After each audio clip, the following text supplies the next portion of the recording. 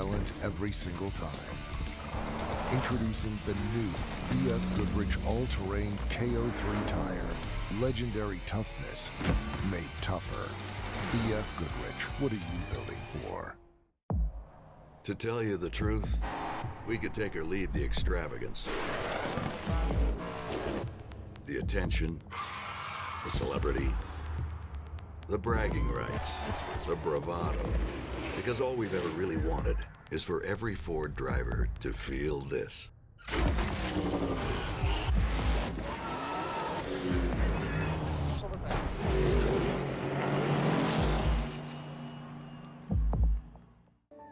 From an early age, we race. It's part of who we are. It's in our DNA. For some, the need to keep pushing fuels our lives. At VP Racing, we pour everything we have into creating the industry's best products. For those who put it all on the line, whether it's the track or the trail or wherever you race, they say you can't win them all, but you can sure as hell try. VP Racing, win every race. Dame una bomba de agua. ¿Tienes anticongelante? Para tu auto o tu taller, en AutoZone estamos para ti. Con más de 100,000 números de parte disponibles y una gran variedad de productos. Con AutoZone. Over 25 years of off-road racing dominance. Proprietary patented race technology. Proudly made in USA. Unparalleled customer service and support.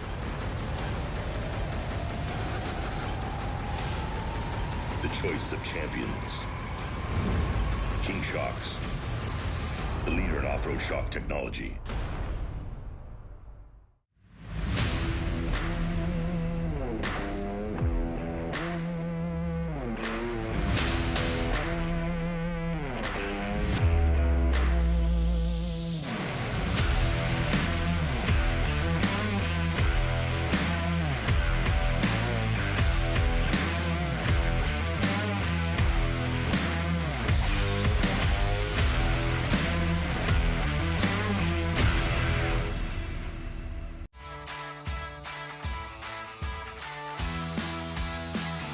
Hey Nick, can you hear me? Oh yeah. I might have to pay the rear sprocket.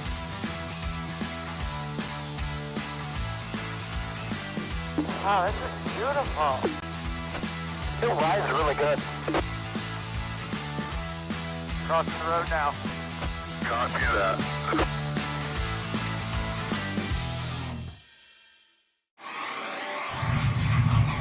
We've chased checkered flags through dust, rocks, mud, and worse. We've crowned champions, racked up wins in places where tires go to die. And we're still just getting started. From hammering at hammers to Baja bangers. If it's brutal, beautiful, or just plain ridiculous, we're there. So whether you're bombing through the desert or just dodging potholes in rush hour, tread victoriously with Maxxis tires, built for whatever you're chasing. Rocks. Sand. Heat. Life off-road is tough. We wouldn't have it any other way. If AMSOIL products are designed for this kind of punishment, think about what they can do for your daily driver. Upgrade to AMSOIL protection today and get fast free shipping from AMSOIL.com.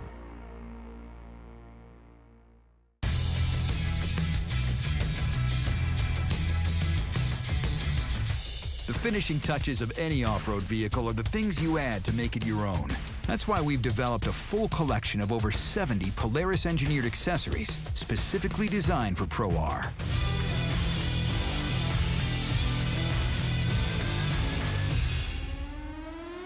Polaris. Think outside.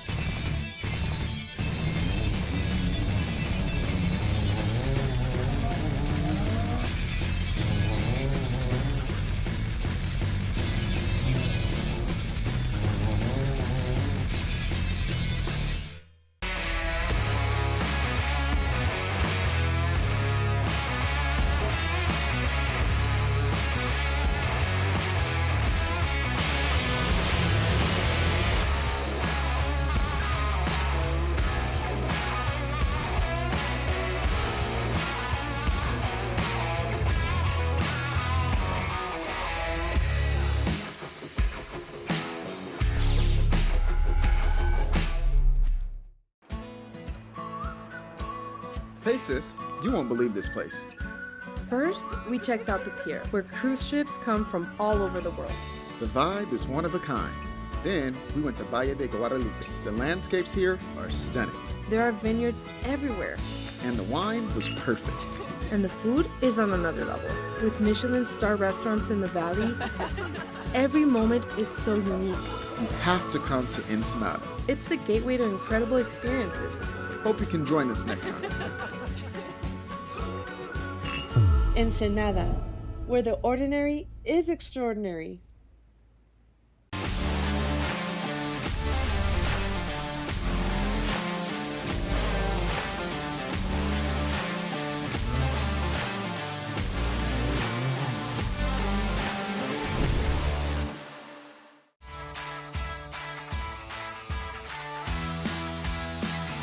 Hey Nick, can you hear me? Oh yeah. I might have to pay the rear sprocket.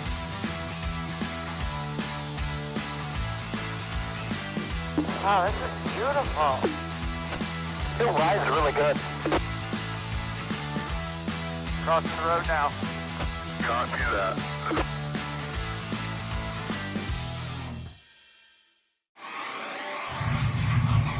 We've chased checkered flags through dust, rocks, mud, and worse. We've crowned champions, racked up wins in places where tires go to die. And we're still just getting started. From hammering at hammers to Baja bangers. If it's brutal, beautiful, or just plain ridiculous, we're there. So whether you're bombing through the desert or just dodging potholes in rush hour, tread victoriously with Maxxis tires, built for whatever you're chasing.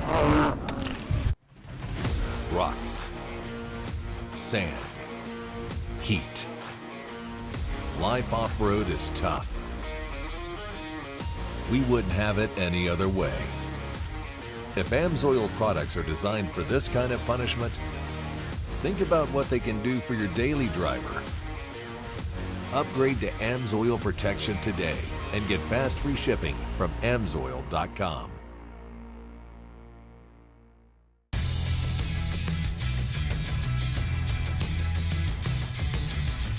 The finishing touches of any off-road vehicle are the things you add to make it your own. That's why we've developed a full collection of over 70 Polaris engineered accessories specifically designed for Pro R.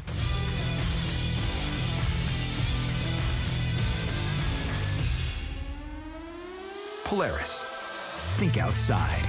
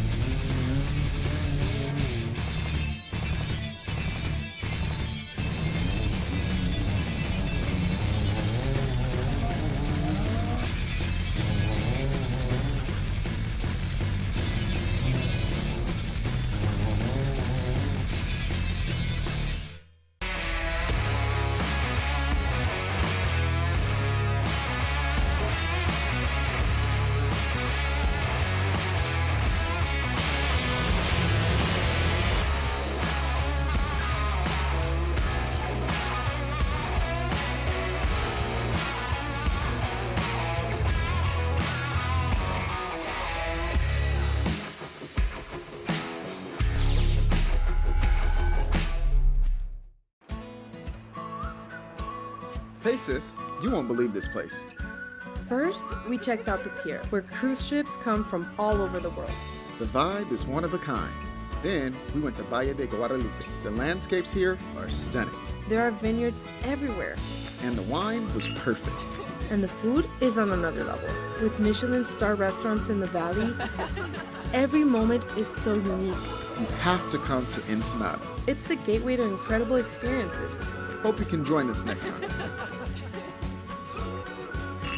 Ensenada, where the ordinary is extraordinary.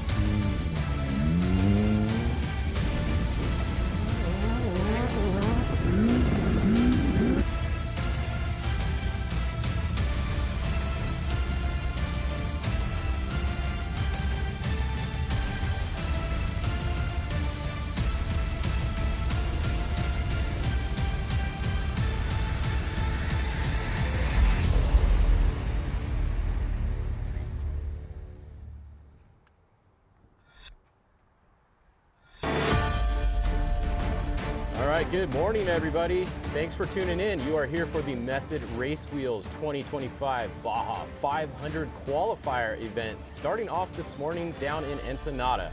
I am Austin Fish Farner, joined by Nick Isenhouer once again to cover all this action for you guys today. Today is the day that starts your Baja 500. You qualify today, it will determine where you start on Saturday. So it's very important to get a good qualifying spot, especially in the Legends Trophy Truck and the two-wheel drive Trophy Truck class, because they're all going to be mixed together. Yep. So you're either going to start first, or you could start as far back as like 40th plus, depending on where you qualify. And on this course, you don't want to be back too far, because going over mics, it's going to get narrow. There's going to be a bottleneck, and you want to be in front of that when it happens. Absolutely. What do you think, Nick? How's the qualifier going to go down today? We're hoping that we have a nice, clean, smooth qualifier, very similar to what we did at San Felipe. It's kind of what I'm hoping for. No big upsets, no big spills. But yeah, other than that, like, we've got a pretty good list of trucks here coming up for today. I'm excited to see how it all plays out. Yeah, so the way it's going to work today, they did switch things up a little bit on us this time. So the Trophy Truck Legend class is going to be the first one that goes. So we're going to have the 1L, the defending champion, Gustavo Vidosa Sr.'s truck is going to be the first one off the line. It's going to be Ricky Johnson driving that once again. He usually always qualifies in that truck. I would look for Ricky Johnson to have a top 3 qualifier today with all of them combined. He gets to go out on the course when it's nice, when it's new, and first thing in the morning. So a little bit of an advantage here to these Trophy Truck Legends getting to qualify first today. So it'll be interesting to see what happens here. This looks like another sight lap right now for this person, because that was not the 1L on the line. It looked like we were going to have 4 Trophy Truck Legends that were going to qualify today. So they got to go out and do a practice lap, and then they were going to get re-racked after that. We saw 3 go out so far, and there you see, there goes another one. So that is going to be our 4th vehicle. That is Sean Runyon there, going out for their practice lap. So what do you think? Looking at the list here, who do you think is going to take the top spot? Well, yeah, without a doubt, it's going to be the 1L, unless we have some sort of hiccup or issue out there on the course. You know, it's just, without a doubt, he does well in everything they do. Like, it's just good runs. It's a good truck. He's in the all-wheel drive Mason. And then, like you had said as well, brand new course, hasn't been burned in, nice and dry, nice and perfect, no dust, no nothing. The truck's just going to hook up and go. Yeah, now the one person looking at the list here that we do have to keep an eye on here is the 61L David Payne, because they do have a Mr. Larry Rossler. That's true. Going to be qualifying that truck today, which is also a Mason all-wheel drive. It is the old Mike Walser all-wheel drive. Mike, shout out to you. Hope you're doing well, buddy. Hopefully we can see you back at some point soon. But yeah, we have very fast Larry Rossler in there, so that might be a little bit of a competition for Ricky Johnson there. Yeah, it could be a good run up there. I mean, both those guys definitely have tons of miles under their belt and plenty of time behind the steering wheel of these all-wheel drive trucks, so it'll definitely be interesting to see how that stacks up. Yeah, now if you're wondering where the qualifying is happening at today, it is at Rancho Nelson. That's where we're looking at down there on the screen. It's a pretty cool spot out there. That's where the start of the race will be as well, for the time start and the time finish. We will have the ceremonial start and finish. We'll be in town like it always is, down in downtown Ensenada, right on the Malecon there, whatever you want to call that front street. Then they will go out here on the highway, very slow, at a slow pace, not timed. Once they get out to Rancho Nelson, that's where the start will be, and it's actually a really fun course out there. I've actually done it a couple times in qualifying for Nora myself, and it's pretty fun. They got a few jumps, they got some twists, some turns, not really any long straightaways, so it's more of like a short technical qualifier, so definitely an advantage to the all-wheel drives qualifying today. Very much so. Very, very, very much so. Do you think there's going to be any big jumps this qualifier? Yes, there's usually at least 1 or 2 big jumps, right? We usually have the little jump contest between everybody, so who do you think is going to send it the farthest, all-wheel drive or two-wheel drive? Yeah. Actually, the two-wheel drive guys seem to go pretty good off the big jumps. So we'll definitely see how that goes. All right. So actually, did they change it up and move this to Ojos? It looks like they sure. may have. So I may have told you guys Way wrong. to The start go, finish is going to be Fish. Rancho Nelson. We're getting this bad is info Ojos. up here. Yeah, we got bad info earlier. Sorry, guys. So it is at Ojos today that they're qualifying at. The start finish is at Rancho Nelson. Like I said, if you want to find a cool spot to go and watch the start of the race, I would highly suggest go to Rancho Nelson on Saturday. Get in there and watch the start because they have an awesome track that's set up in there. You get to watch them do all kinds of stuff. There's a couple big jumps. They have food for sale out there, everything. It's a fun place to go out and watch if you want to go watch somewhere. That is a beautiful thing about racing down in Mexico, is the opportunity to see the racing and watch the racing and spectate the racing, something you don't really get here stateside as much. Yeah. Definitely a beautiful part of it. You know, finding a nice little nook and cranny to hang out at, watch a car fly by. Beautiful place down there. All right, so that is the 1L getting re-racked there. You can see right in front of the Method Race Wheels arch there. They're getting ready to go. They're done with their practice lap. You can see them checking the tire pressure there, maybe making a little bit of an adjustment, letting some air out in the back. I would assume maybe it got a little squirrely on him on the practice lap, and he said, hey, drop it down a little bit. So last minute change there, letting some air out of the back tires there for Ricky Johnson. We'll see how that turns out. Yeah, absolutely. You got to think. Definitely, if you're going out on this course, if you're the first guy going around the racetrack, that there's not going to be a lot of grooves, not a lot of ruts, not a lot of things to hold you in line there, so you're definitely going to be wanting to mess with something to get the thing to hook up a little bit better. Yeah. And this is never a good sign when the driver's trying to get out. It looks like they're putting a rock behind the front tire there to keep the thing from rolling away. That is a little weird, seeing him getting unbuckled there and jumping out, huh? I wonder what's going on. He does have a couple minutes, so maybe he has to pee. That's true, it could be. Maybe he's got to get his protein shake in there. Yeah, they have one car on course right now that's finishing their practice lap. I think that was the 99L, Sean Runyon. So once he is done and the course is clear, we will go live on our timed lap. So we'll try and get some more info for you guys there.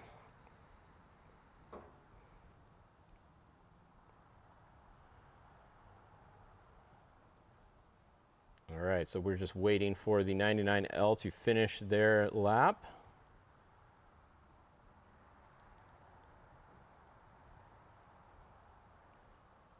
Looks like he's having some trouble with his helmet there, huh? Something's going on, huh? Is he trying to get his head and neck off, maybe, or get it Parker adjusted? bumper put in properly, or something's going on there with his helmet.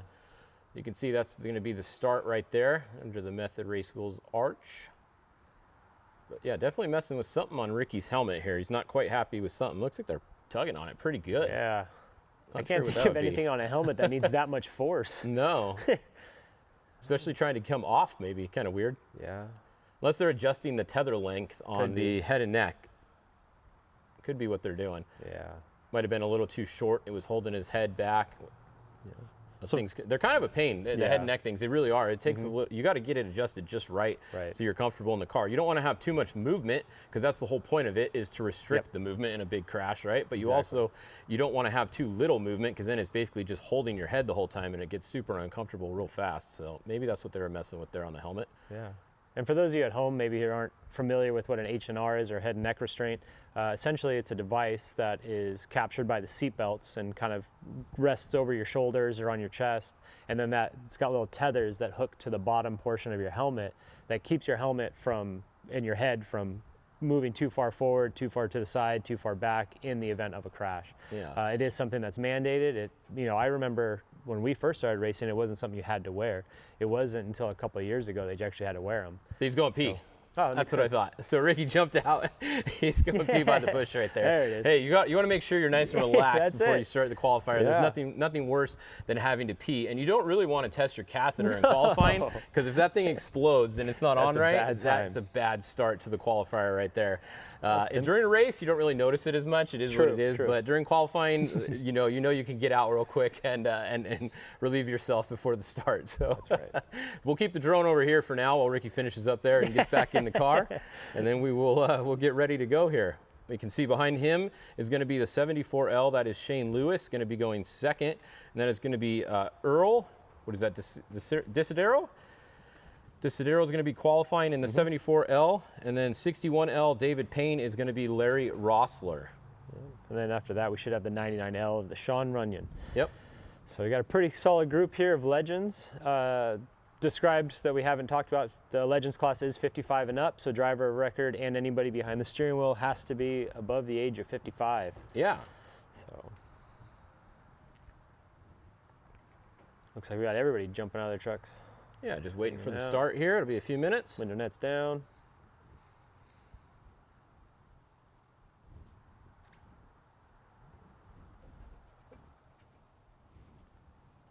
So once again, this is your qualifier, Method Race Wheels qualifier for the race that starts on Saturday, the Baja 500. Start and finish in Ensenada, Mexico. Digging through the list here for what who we have coming up later on today. Just a few minutes and we will be there. Yeah, I'm looking here at the specs. We got a pretty good list of spec trucks, solid list of four-wheel drives. You got a choice for the overall this weekend? It could be anybody now. It's so hard to pick nowadays, you know? Right. It seems like everything's pretty level when it comes to equipment and preparation, and it seems like everybody's putting in the 110% when it comes to pre-running and testing and preparing the vehicles. That it really is cool to see how this sport is elevated to the point to where anybody could win these things. And a lot of them are in the same vehicle nowadays too, right? A lot of them are in the Mason all-wheel drive, at least in the trophy truck class. I mean, you got Harley Lettner going to qualify Kevin Thompson truck today, so that's going to be a little wild. That's going to be quick. You got Toby Price, they're driving the Paul Wheel truck. Fast. I mean, there's 6 guys that could easily be on pole this race. And something to be mentioned too would be the 52 and the 68 of Von Gittin Jr. and Lauren Healy, and they're all-wheel drives. I believe that one of them's the Rock truck. Well, they don't get to qualify though. They don't get to qualify because they didn't do the last race, right? So you have to do the prior race if you want to qualify. For sure, makes sense. But now during the race, during the race, I'm curious to see how those two rigs stack up with everybody. I've been seeing some clips and some footage of them testing and doing their thing, and they're actually looking really, really good in the bumps and all that, which is definitely kind of been like, you know, maybe not their strong suit when it comes to those vehicles. Like those things are great in the rocks, they're great in, you know, all the King of the Hammers type stuff and all that. And it's, you know, they always seem to lack a little bit in the bumps and in the rough. But after seeing what they've been doing lately with all the Fox live valve and all that stuff, the truck seems to be waking up a little bit and kind of being, you know, a weapon that fits all opportunities. So we're told about maybe 3 minutes or so until the start, possibly. So we might be going at about 8:20 here for our start of our qualifier. Robbie Gordon is out here, just looking down the list. We got Robbie Gordon is back, Robbie and Max. Yeah. Max Gordon's going to drive a trophy truck for his first time in Baja. That's exciting. That'll be fun. Robbie's qualifying, so we'll see how that goes. Yeah. How many text messages have you gotten on your phone? Where's Robbie? Where's Robbie? We'll keep you guys posted. He's an O-host. That's where Robbie is. But right now we're looking down here at our start line camera. You can see they're getting back in the car. Window net's up. That's a good sign. So window net up for Ricky Johnson in the 1L there. He's ready to go. Yeah. Does he have 2 spares? No spares? I can't quite tell from that I saw angle. a single spare Single in the back spare? of that truck, yeah. It's always interesting to see if somebody takes off their spares or they run both or run one for qualifying.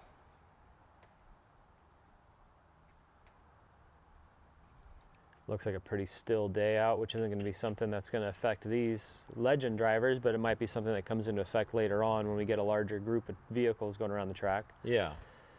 It is early in the morning. Usually that W picks up later on anyways. So just a couple of minutes here. You can see the starter in the orange, your yellow shirt there in front. Yellow, green, whatever color you want to call that. He's telling them get ready to go. So we will be underway very soon.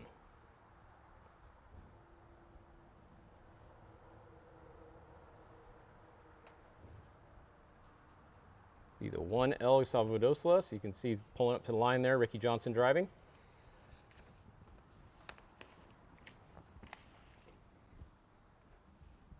I didn't get the note of how long this course is. So if somebody can text me that, one of you guys there or up here in production, let us know how long is this course today. I know it's usually around 5 miles or so, most of them. So let's see if we can get a distance on this course today. Let you guys know the distance. What if they threw a wrench in the situation? We got a 38-mile qualifier here. Yeah, exactly. All right, so just about ready to get underway here for the 2025 Baja 500 Method Race Wheels qualifying event this morning out at Jose G's Ranch in Ojos Negros, just northeast of Ensenada.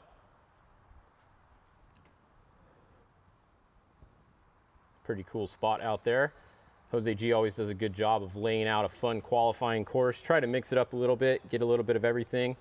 There's usually not a lot. The only thing that's usually missing from the qualifier is whoops. There's usually not a lot of whoops in any of the qualifying laps that I've seen lately.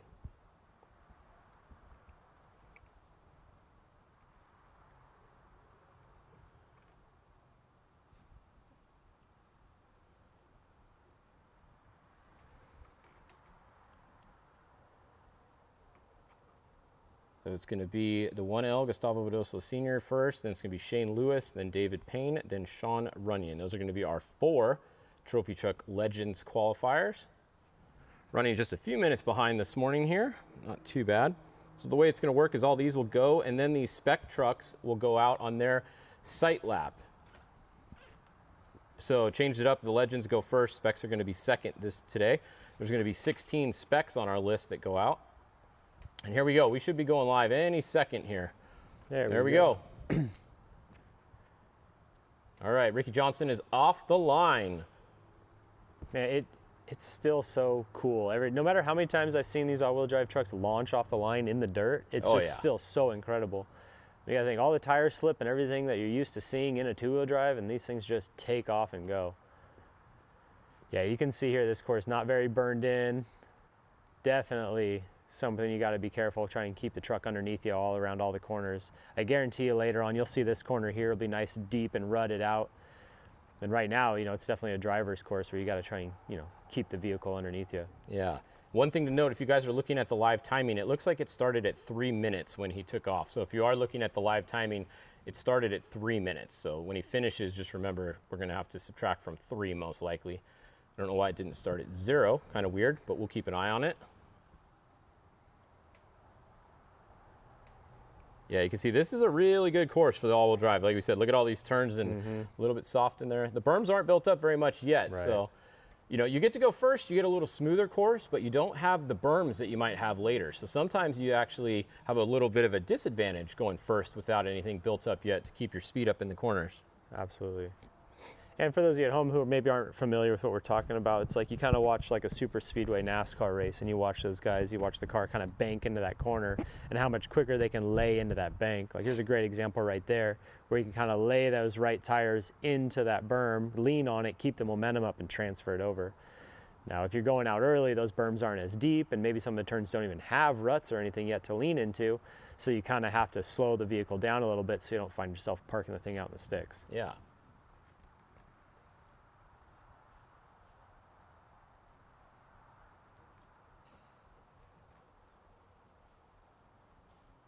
Good smooth run going so far. Got to be smart and safe. That's the last thing you want to do is throw the thing away here at qualifying. Create a bunch of work for you guys back in the pits. So he's at 2 minutes and 12 seconds right now. I'm going to guess it's about a 5-mile course until we can see otherwise. Someone will let us know. There we go. So you want to make sure you stay to the right there on that one. Yeah, definitely got to pay attention on that sight lap. Yeah, there is multiple lines out here, definitely, right? I promise you we'll see a couple guys going the wrong way. Yeah, for sure. You get That's why it's always important to have a good co-driver. Right, right. Yeah, you always get fired up in the heat of the moment, and oh, that's the fast way to go, and you forget you're qualifying. You got to stay on a specific line. Yeah. So we should be getting ready to see the next truck take off here pretty soon. Be the 74L of Shane Lewis. So the corrected time on this timing system is working. So 2:30.2 to the 1 sector, wherever the 1 sector was located. So the finish time might be correct. Yeah, we got the second truck taking off here. The 74L Shane Lewis, driven by Earl DeCiendro. So it looks like we're going 1 every 3 minutes. Perfect. That was 3 minutes. Yeah, this is going to move along really quick today with only 4 of these. Right.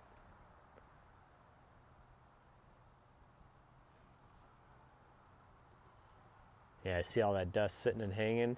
With a 3-minute gap, that shouldn't really be an issue. I really doubt that anybody's going to catch up into anybody else's dust, and it should move along by then. And judging by what we've seen so far on the course, it doesn't seem to pass itself too much. Yeah.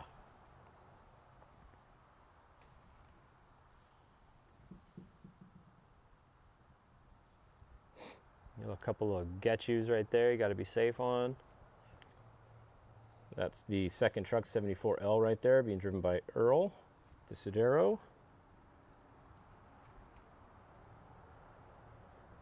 Shane Lewis, driver of record. So the Legends class, if you guys are wondering what it is, everyone that drives the truck has to be 50 years old or older. Co-driver can be any age, but the drivers all have to be 50 or older. That is the only requirement for Legends. You can have it be all-wheel drive, two-wheel drive. They're both mixed. All right, we have a time for the first vehicle, 422. 422.6 for Gustavo Badosa. 609. 422.609. First vehicle across the finish. So yeah, I'm going to stick with it being right about 5 miles or so, maybe a little bit less even, because they're not doing 60-mile-an-hour average right here. They're actually below that. So we're going to be a little shorter than whoa. Yeah. That's a little I said there's a couple little hiccups out there on the course. I've been watching this run. That one hurts your back when Yeah. it does that. That's not comfortable. No. Even in these trophy trucks, that is not comfortable. Next truck here on the line, we have the 61L of David Payne, driven by the one and only Larry Rossler.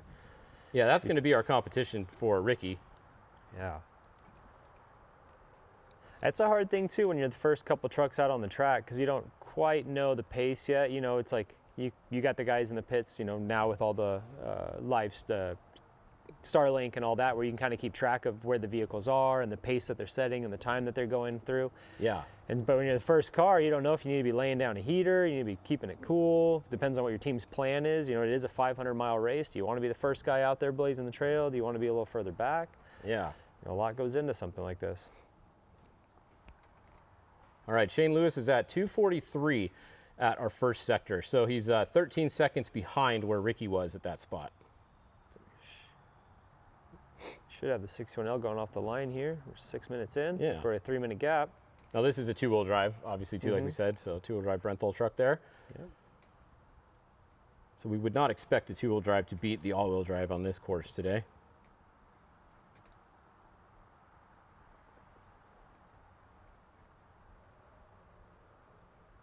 Good-looking truck here. All right, yeah, Digging so the the guy is silver. off the line, third one. David Payne entry, 61L, is on the course.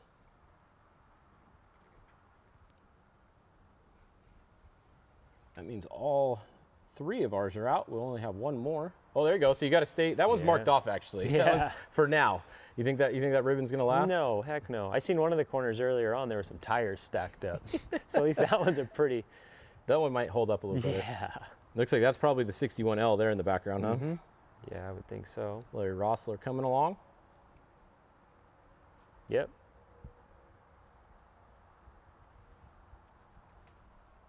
Good looking truck on the move.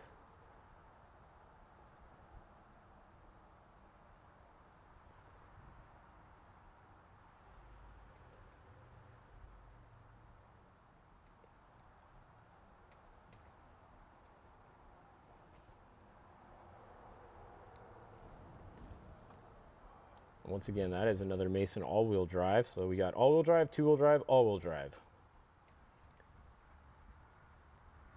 Then the last car will be another two-wheel drive. So we have two Brenthals, two Masons. Solid mix here. Yeah, there's the tires I was talking about earlier. Yep. Got to be cautious Yeah, that of one. Stay right. Yeah. This is a cool team. They got a lot of fun people on this team. They've got some monster truck drivers. Yeah. On this team. Yeah. That they do. Something a little different. See, they're used to those tires and just going right over them. Just, Right. You know, Larry Rossler's not, but the other guys are. The only thing is I just don't think you can backflip these trucks. I don't know. You might be able to front flip them. I don't think you can backflip them. I don't know. If we get a good jump setup that's against a container like they do nowadays, you know, in monster trucks, you could probably do it. I mean, what's his name? Adrian Cheney did a 360 barrel roll in one, right? Very, very true. It was a short course truck, but close enough. That was a wild situation, was it not? Yeah, did it in the wash in Ensenada. Yeah. That was fun. And he landed it. Yeah, it looked a little painful, I'm not going to lie. All right, so the last vehicle should be going out on the course any minute now, Sean Runyon, as we wait for a time here. So Shane Lewis is in. We have a 4:44 for him.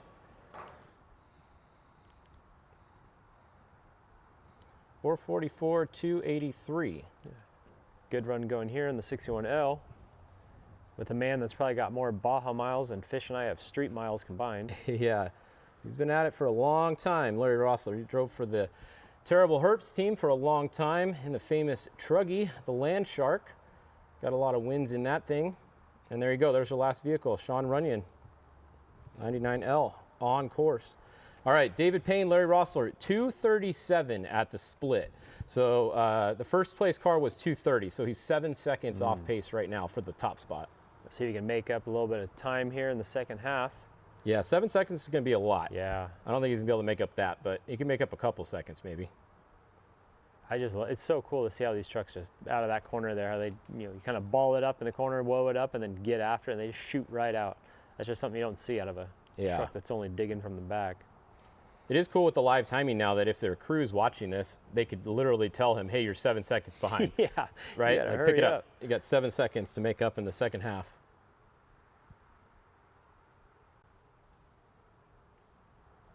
Again, the live timing powered by Optima all race long. Big thanks to them. Live timing's definitely been a game changer. Makes our life a lot easier. Yeah. Makes chasing a lot easier. Even racing, you got these guys in here with the iPads now and their iPhones. They know right where they are the whole race, all race long. It just makes it easier to follow along back at home and all that stuff too. Yeah. It kind of keeps the fans more involved and makes you feel like you're actually a part of the run. Yeah, it makes it more fun. A big thanks to Optima for that. That's huge. A little hiccup spot right here like we had talked earlier. Yep. Whoa. Oh. There you go. Gathered it right up. Quick way to throw the race away right there, the qualifier away. All right, we have a time. David Payne, Larry Rossler, 4:29. All right, not too bad. 4:29.609. Just like you said, it was 7 off at the halfway point. Yep. And ended up 7 off. Stayed 7 off. All right, so Sean Runyon here, last car on course. Now, after he goes, we are going to be sending out all of the trophy truck specs. So we're going to take a break again, let them all go out. There's going to be, how many did we say there is? 16? 16, yeah. 16 trophy truck specs. So 16 trophy truck specs will head out. They will do their practice lap. We will come back for the start of their timed lap. So you won't miss any action. Don't worry. If you see us go into commercial for a little bit after this car finishes, you're not missing anything. It's just the trophy truck specs doing their practice lap. We will be back live for their timed start. Yeah. We've got some pretty heavy hitters there in the spec class as well, so this should be a pretty exciting qualifier. And they weren't scheduled to start until 9 o'clock, so they may actually wait until 9 o'clock to start their practice lap, because if somebody who isn't there yet, then they were told to be there at 9, they don't really want to start early because it's kind of a little bit unfair, so we'll see. It's Baja. Everything is changing every second down there. We'll see what happens. Got to stay fluid.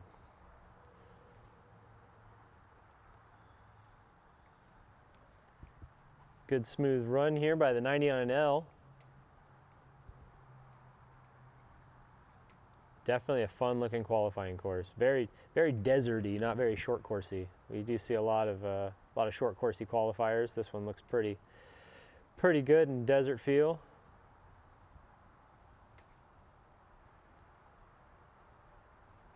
Yeah, the course, it's definitely not very fast, right? No, like not at all. There's no straightaways. Oh. Yep. Almost took out your almost ribbon. That thing's going to be gone, yeah. Absolutely. Especially against some of these wild spec truck drivers. 99L going to be finishing up their run any minute. They were 2:39 at the split. That's actually pretty fast. That's only 2 seconds behind Larry Rossler at the split. They're on it. Wow. We'll see if it sticks, yeah.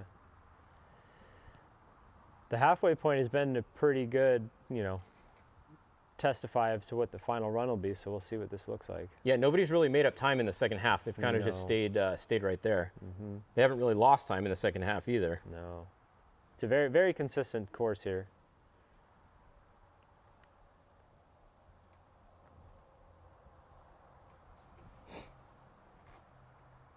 Yeah, so he's going to be finishing up his run here. And then the practice lap is going to start at 9 a.m. for the spec trophy truck specs. Yeah, so we'll have about a 30-minute break here. Yeah, it'll be a little bit more of a break for us because we're going to wait until they do their practice lap. There we go, into the finish. All right, 4:44. No, that was the other one. 4:36 for Sean Runyon. That's pretty good. So 4:36, about 7 seconds behind second place. So there you go.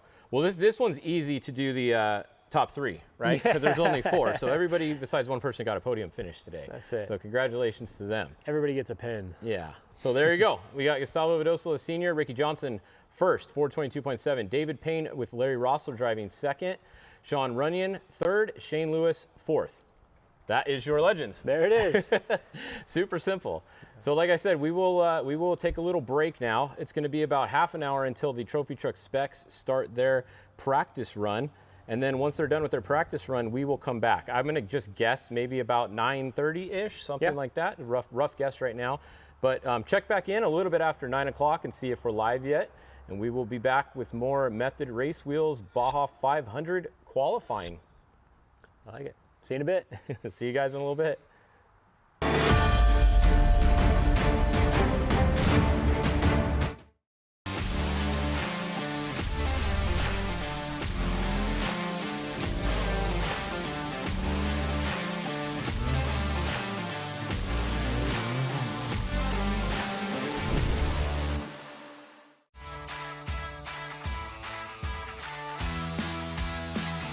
Hey Nick, can you hear me? Oh yeah. I might have to pay the rear sprocket.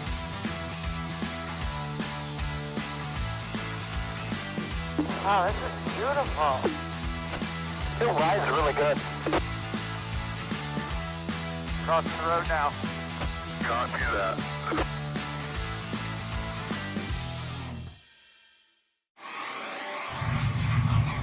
We've chased checkered flags through dust, rocks, mud, and worse. We've crowned champions, racked up wins in places where tires go to die. And we're still just getting started. From hammering at hammers to Baja bangers. If it's brutal, beautiful, or just plain ridiculous, we're there. So whether you're bombing through the desert or just dodging potholes in rush hour, tread victoriously with Maxxis tires, built for whatever you're chasing. Rocks, sand, heat. Life off-road is tough. We wouldn't have it any other way. If AMSOIL products are designed for this kind of punishment, think about what they can do for your daily driver. Upgrade to AMSOIL protection today and get fast free shipping from AMSOIL.com.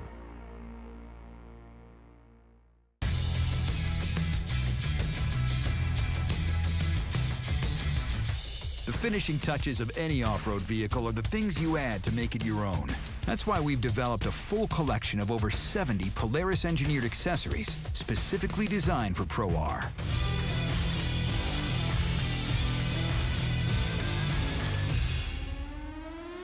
Polaris. Think outside.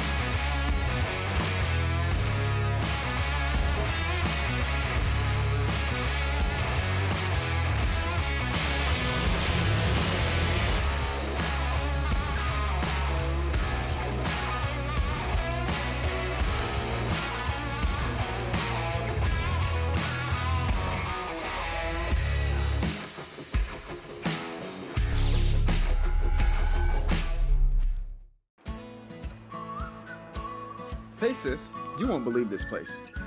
First, we checked out the pier, where cruise ships come from all over the world.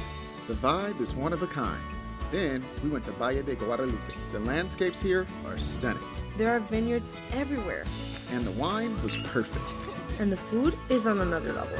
With Michelin star restaurants in the valley, every moment is so unique. You have to come to Ensenada. It's the gateway to incredible experiences. Hope you can join us next time. Ensenada, where the ordinary is extraordinary.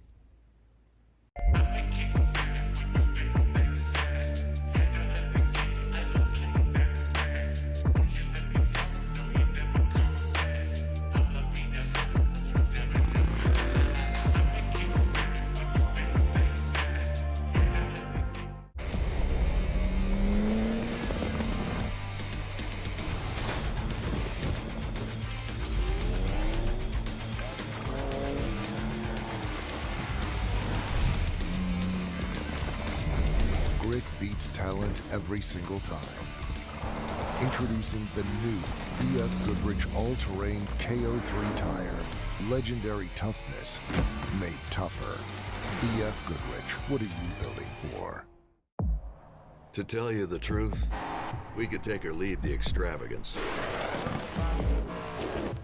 the attention, the celebrity, the bragging rights, the bravado. Because all we've ever really wanted is for every Ford driver to feel this.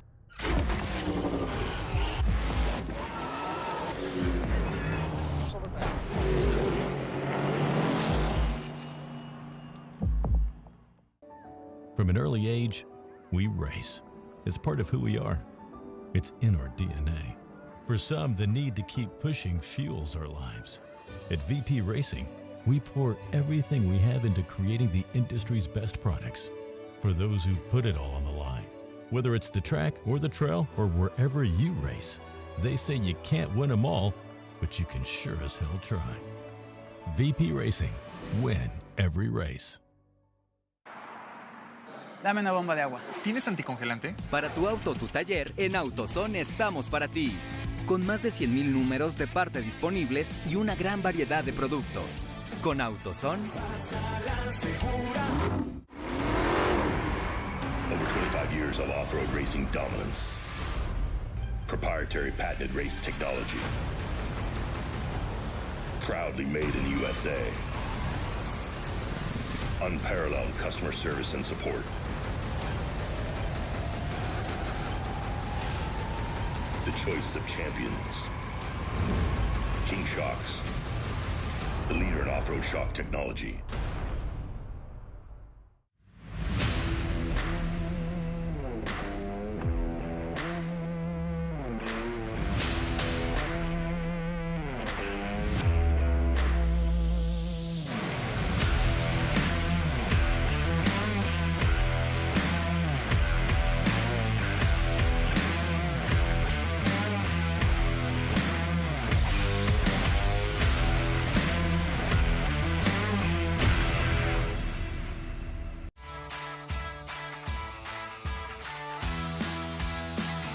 Hey Nick, can you hear me?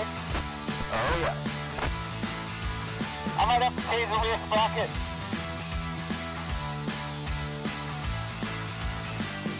Wow, this is beautiful. It rides really good. Cross the road now. Copy that.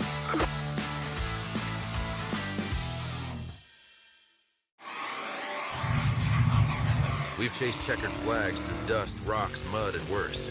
We've crowned champions, racked up wins in places where tires go to die. And we're still just getting started. From hammering at hammers to Baja bangers. If it's brutal, beautiful, or just plain ridiculous, we're there. So whether you're bombing through the desert or just dodging potholes in rush hour, tread victoriously with Maxxis tires, built for whatever you're chasing. Rocks. Sand. Heat. Life off-road is tough. We wouldn't have it any other way. If AMSOIL products are designed for this kind of punishment, think about what they can do for your daily driver. Upgrade to AMSOIL protection today and get fast free shipping from AMSOIL.com.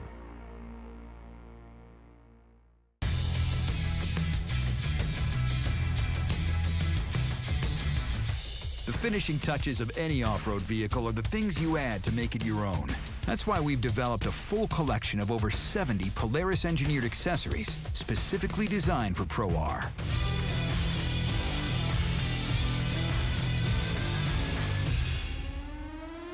Polaris. Think outside.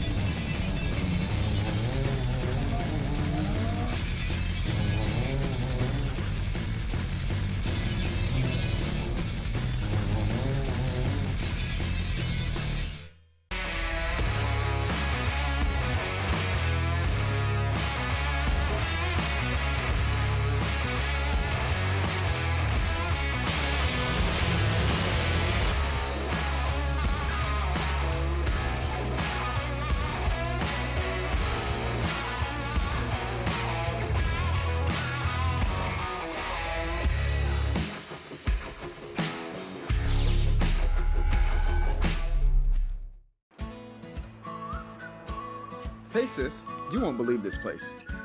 First, we checked out the pier, where cruise ships come from all over the world. The vibe is one of a kind. Then we went to Valle de Guadalupe. The landscapes here are stunning. There are vineyards everywhere. And the wine was perfect. And the food is on another level. With Michelin star restaurants in the valley, every moment is so unique. You have to come to Ensenada. It's the gateway to incredible experiences. Hope you can join us next time. Ensenada, where the ordinary is extraordinary.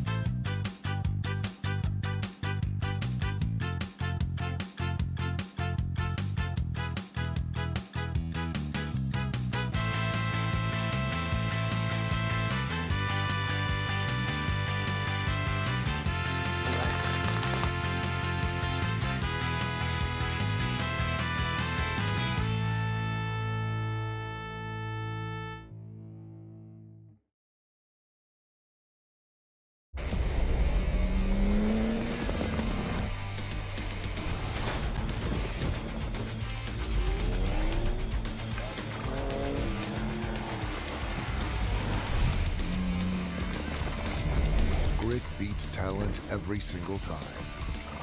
Introducing the new BFGoodrich all-terrain KO3 tire. Legendary toughness made tougher. BFGoodrich, what are you building for? To tell you the truth, we could take or leave the extravagance,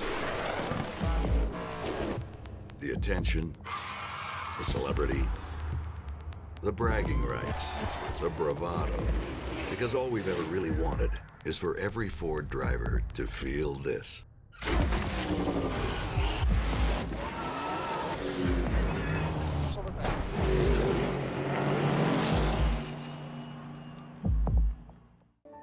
From an early age, we race.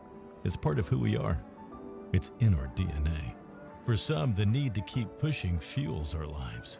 At VP Racing, we pour everything we have into creating the industry's best products. For those who put it all on the line, whether it's the track or the trail or wherever you race, they say you can't win them all, but you can sure as hell try. VP Racing, win every race. Dame una bomba de agua. ¿Tienes anticongelante? Para tu auto o tu taller, en AutoZone estamos para ti. Con más de 100,000 números de parte disponibles y una gran variedad de productos. Con AutoZone, Over 25 years of off-road racing dominance. Proprietary patented race technology. Proudly made in the USA. Unparalleled customer service and support.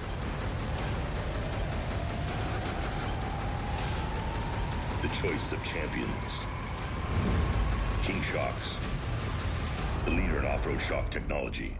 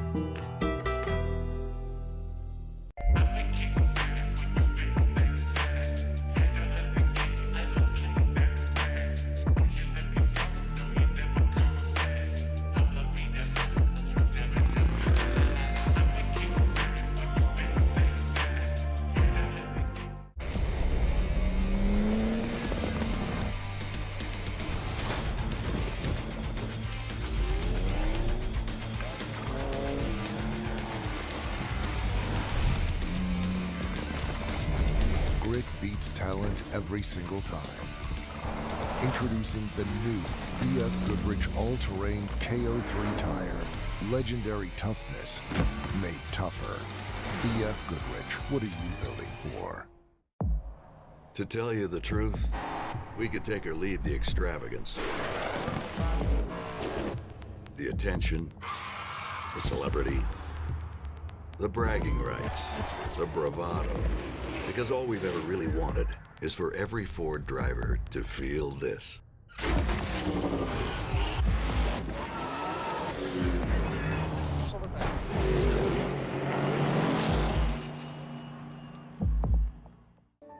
From an early age, we race. It's part of who we are. It's in our DNA. For some, the need to keep pushing fuels our lives. At VP Racing, we pour everything we have into creating the industry's best products for those who put it all on the line. Whether it's the track or the trail or wherever you race, they say you can't win them all, but you can sure as hell try. VP Racing, win every race. Dame una bomba de agua. ¿Tienes anticongelante? Para tu auto o tu taller, en AutoZone estamos para ti. Con más de 100,000 números de parte disponibles y una gran variedad de productos. Con AutoZone, Over 25 years of off-road racing dominance. Proprietary patented race technology. Proudly made in the USA. Unparalleled customer service and support. The choice of champions. King Shocks. The leader in off-road shock technology.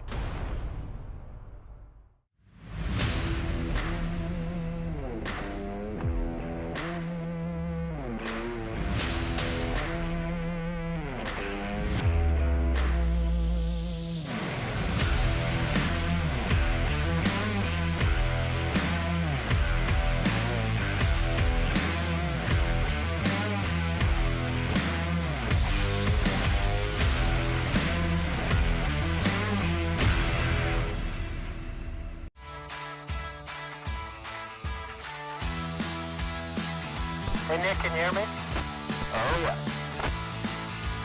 I might have to pay the rear sprocket.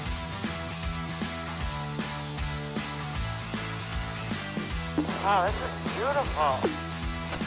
It rides really good. Cross the road now. Copy that.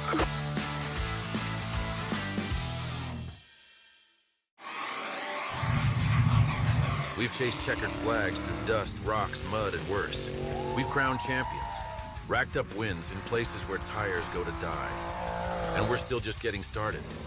From hammering at hammers to Baja bangers. If it's brutal, beautiful, or just plain ridiculous, we're there. So whether you're bombing through the desert or just dodging potholes in rush hour, tread victoriously with Maxxis tires. Built for whatever you're chasing. Rocks. Sand. Heat.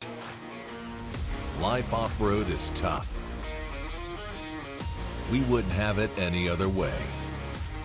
If AMSOIL products are designed for this kind of punishment, think about what they can do for your daily driver. Upgrade to AMSOIL protection today and get fast free shipping from AMSOIL.com.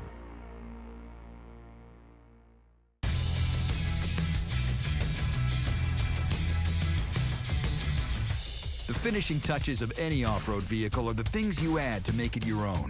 That's why we've developed a full collection of over 70 Polaris-engineered accessories specifically designed for Pro R.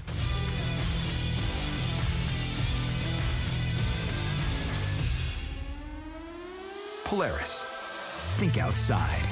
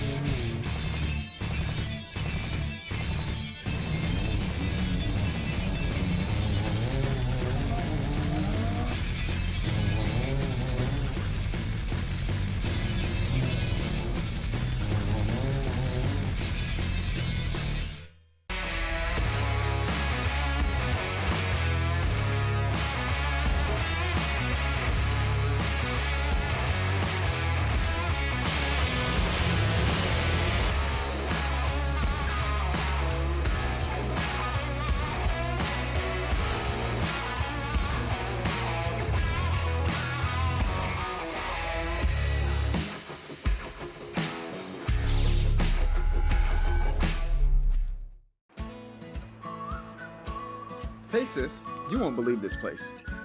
First, we checked out the pier, where cruise ships come from all over the world. The vibe is one of a kind. Then we went to Valle de Guadalupe. The landscapes here are stunning. There are vineyards everywhere. And the wine was perfect. And the food is on another level. With Michelin star restaurants in the valley, every moment is so unique. You have to come to Ensenada. It's the gateway to incredible experiences. Hope you can join us next time. Ensenada, where the ordinary is extraordinary.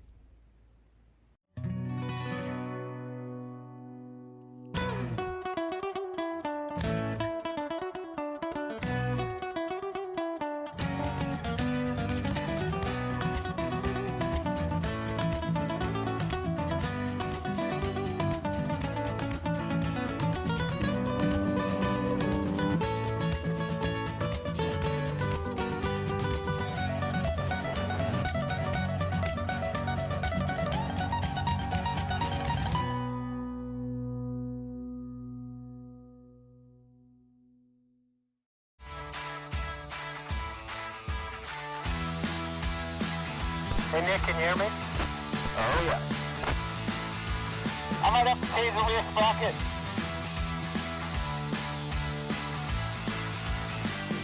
Wow, this is beautiful. The rides are really good. Cross the road now. Copy that.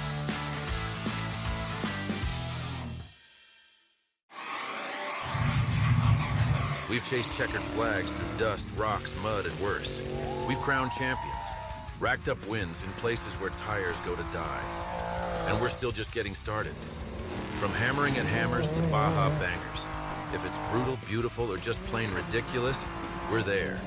So whether you're bombing through the desert or just dodging potholes in rush hour, tread victoriously with Maxxis tires, built for whatever you're chasing. Rocks, sand, heat. Life off-road is tough. We wouldn't have it any other way. If AMSOIL products are designed for this kind of punishment, think about what they can do for your daily driver. Upgrade to AMSOIL protection today and get fast free shipping from AMSOIL.com.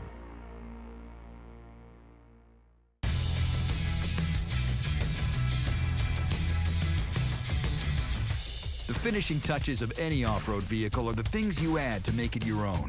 That's why we've developed a full collection of over 70 Polaris-engineered accessories specifically designed for Pro R.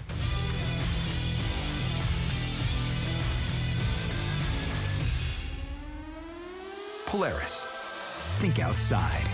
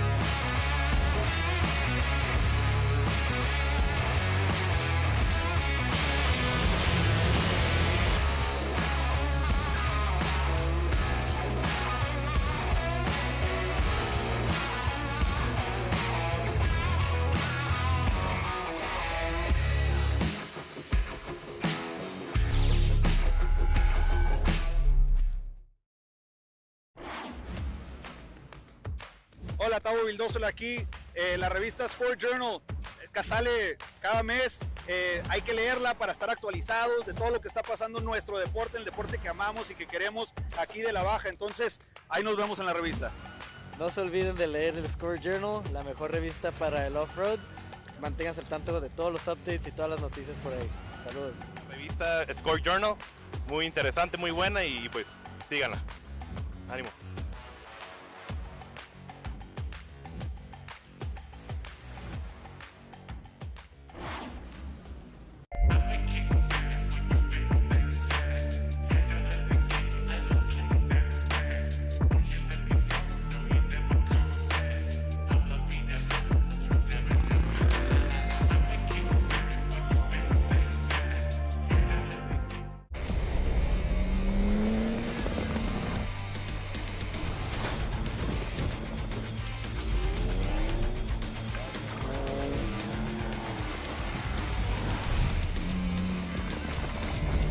grit beats talent every single time. Introducing the new BFGoodrich all-terrain KO3 tire. Legendary toughness made tougher. BFGoodrich, what are you building for? To tell you the truth, we could take or leave the extravagance, the attention, the celebrity, the bragging rights, the bravado, because all we've ever really wanted is for every Ford driver to feel this.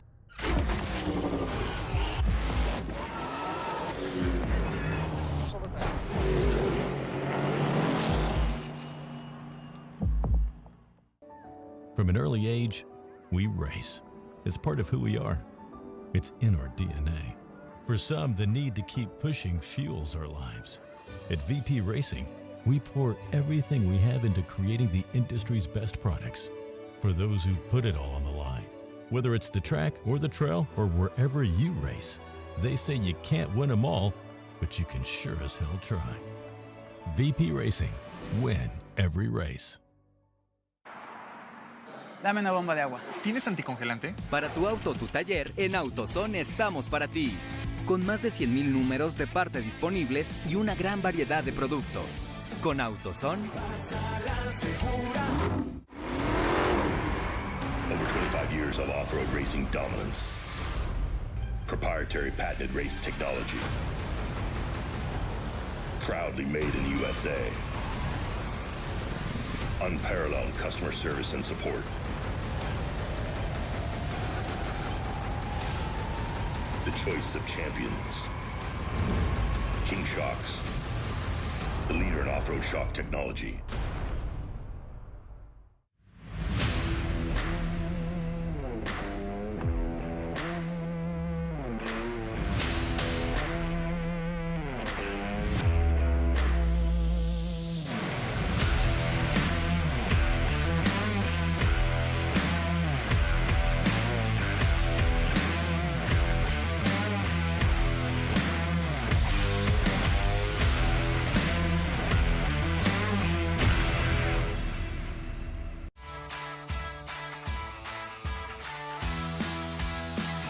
Hey Nick, can you hear me?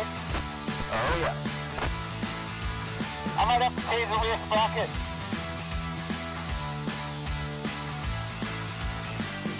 Wow, this is beautiful. It rides really good. Crossing the road now. Copy that.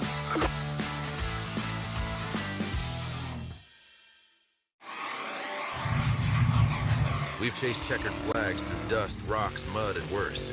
We've crowned champions, racked up wins in places where tires go to die. And we're still just getting started. From hammering at hammers to Baja bangers. If it's brutal, beautiful, or just plain ridiculous, we're there.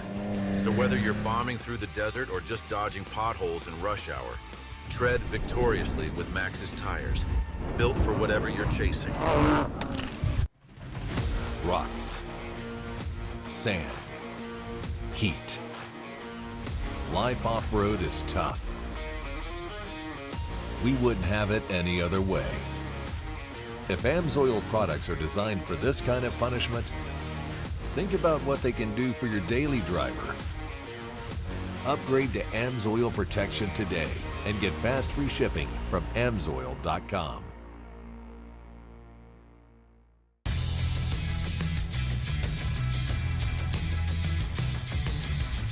The finishing touches of any off-road vehicle are the things you add to make it your own. That's why we've developed a full collection of over 70 Polaris-engineered accessories specifically designed for Pro R.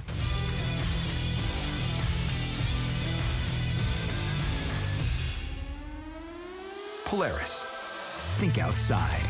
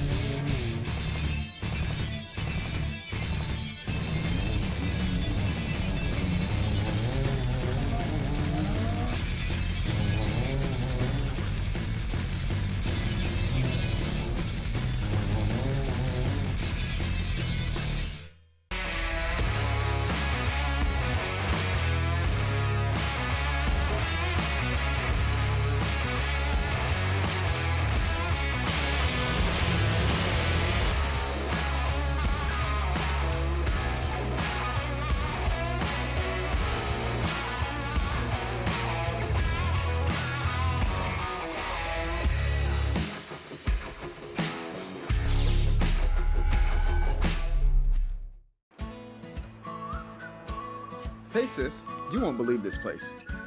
First, we checked out the pier, where cruise ships come from all over the world. The vibe is one of a kind. Then we went to Valle de Guadalupe. The landscapes here are stunning. There are vineyards everywhere. And the wine was perfect. And the food is on another level. With Michelin star restaurants in the valley, every moment is so unique. You have to come to Ensenada. It's the gateway to incredible experiences. Hope you can join us next time. Ensenada, where the ordinary is extraordinary.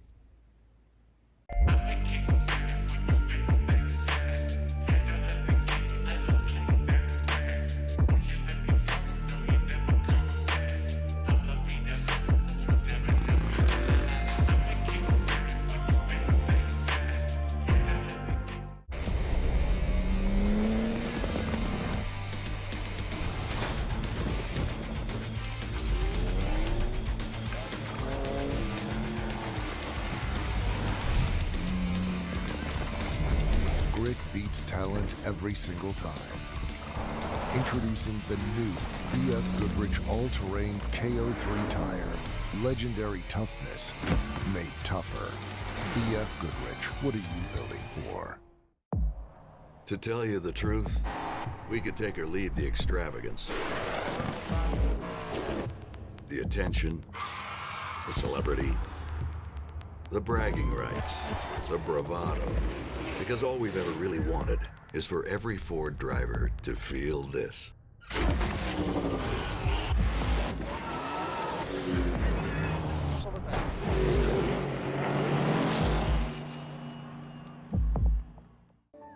From an early age, we race. It's part of who we are. It's in our DNA. For some, the need to keep pushing fuels our lives.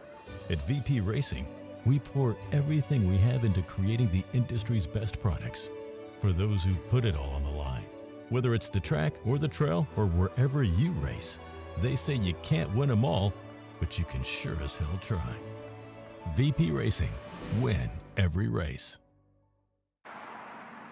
Dame una bomba de agua. ¿Tienes anticongelante? Para tu auto o tu taller, en AutoZone estamos para ti. Con más de 100,000 números de parte disponibles y una gran variedad de productos. Con AutoZone,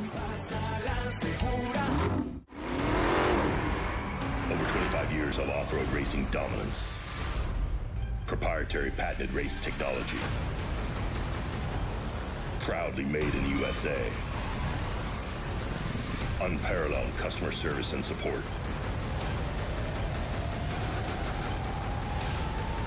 The choice of champions.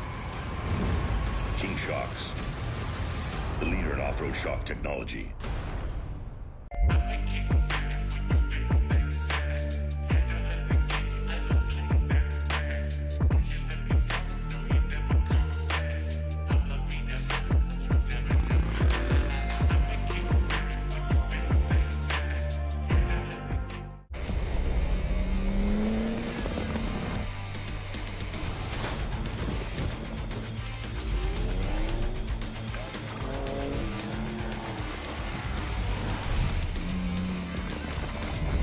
Grit beats talent every single time. Introducing the new BFGoodrich all-terrain KO3 tire. Legendary toughness made tougher. BFGoodrich, what are you building for? To tell you the truth, we could take or leave the extravagance, the attention, the celebrity, the bragging rights, the bravado, because all we've ever really wanted is for every Ford driver to feel this.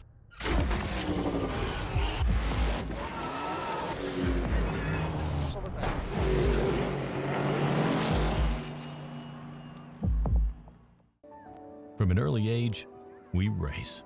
It's part of who we are. It's in our DNA. For some, the need to keep pushing fuels our lives.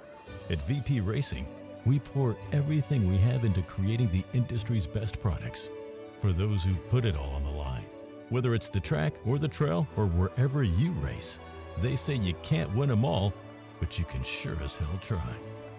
VP Racing, win every race. Dame una bomba de agua. ¿Tienes anticongelante? Para tu auto o tu taller, en AutoZone estamos para ti. Con más de 100,000 números de parte disponibles y una gran variedad de productos. Con AutoZone, Over 25 years of off-road racing dominance. Proprietary patented race technology. Proudly made in the USA. Unparalleled customer service and support.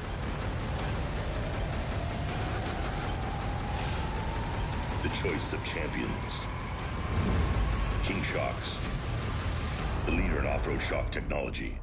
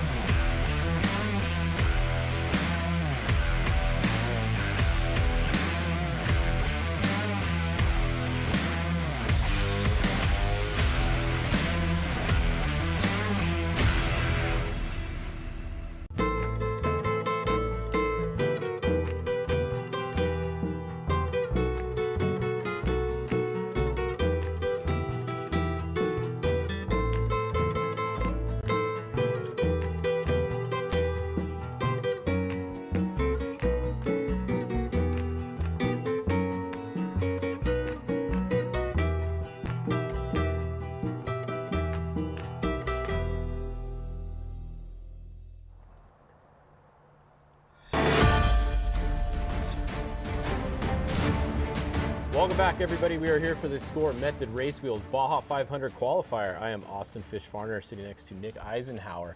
You guys ready for some more action? We had the Trophy Truck Legends that started us off this morning, and right now we have the Trophy Truck Specs that are out on their practice lap. Here's a look at our Legends finish earlier. We had Gustavo Vidosola Sr. with Ricky Johnson driving in with a 422. David Payne with Larry Rossler driving in second. We've got Sean Runyon is going to be in third, and then Shane Lewis is going to be in fourth, and that was Earl DeCendero driving that one. So that was your top four earlier. This is going to be your starting grid. What do we got here, Nick? We're going to start the pack off with Sean Geiser in the 214, followed by EJ Herbst in the 263, Thor Herbst right behind him in the 200, Charles Durant in the 299, Jack Olgas, Justin Davis, Ben Hagel, Jason McNeil, Santiago Creel, and then Jordan Brenthal in the 273. Pretty stacked top 10 right there, first couple trucks out of the gate. Yeah, definitely going to be a pretty stacked field. Trophy Truck Specs are always fun to watch because they're very close together and everything about them. They have the same engine in all of them. It's a mandatory engine. Why don't you tell everybody, what is a Trophy Truck Spec? All right, Trophy Truck Spec rundown real quick. Unlimited chassis, unlimited suspension, unlimited tire size. You have to run a sealed engine. There's a few motor options. The majority of the class does run the Chevy LS3, which is a 6.3 liter LS engine straight from GM Performance. It must be tagged and sealed. You have to run a turbo for 100. Underdrives are allowed, which is a gear reduction in the back of the box, so you can run a better ring and pinion. Other than that, they're essentially just trophy trucks with little motors in them, and you got to drive them wide open all the time because you don't have a little bit of horsepower to save you when you need it. So it's a little rowdy. And we've seen them start to finish pretty high up in the overall these days. We've had one, I think Jason McNeil third overall at a SCORE race. I think that's the highest, but that's pretty good, third overall. Very, very good. Yeah, was that the 500 last year? I believe it was last year, the 500, Yeah, did pretty wild 500 stuff. or the 400, one of those two last year, These trucks are impressive. I mean, you can run them real hard and especially on a nice tight course like this, they're going to do okay. I'd be surprised to see where they stack up in the overall when it comes to qualifying.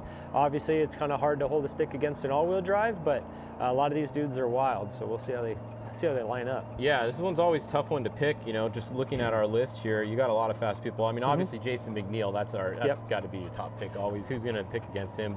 Dolly Lopez is good. He's in the Jordan Brenthal truck. Usually, I assume he is again today. Yeah, actually he is. So, so Dolly always fast. Plus, remember, this is in Ojos.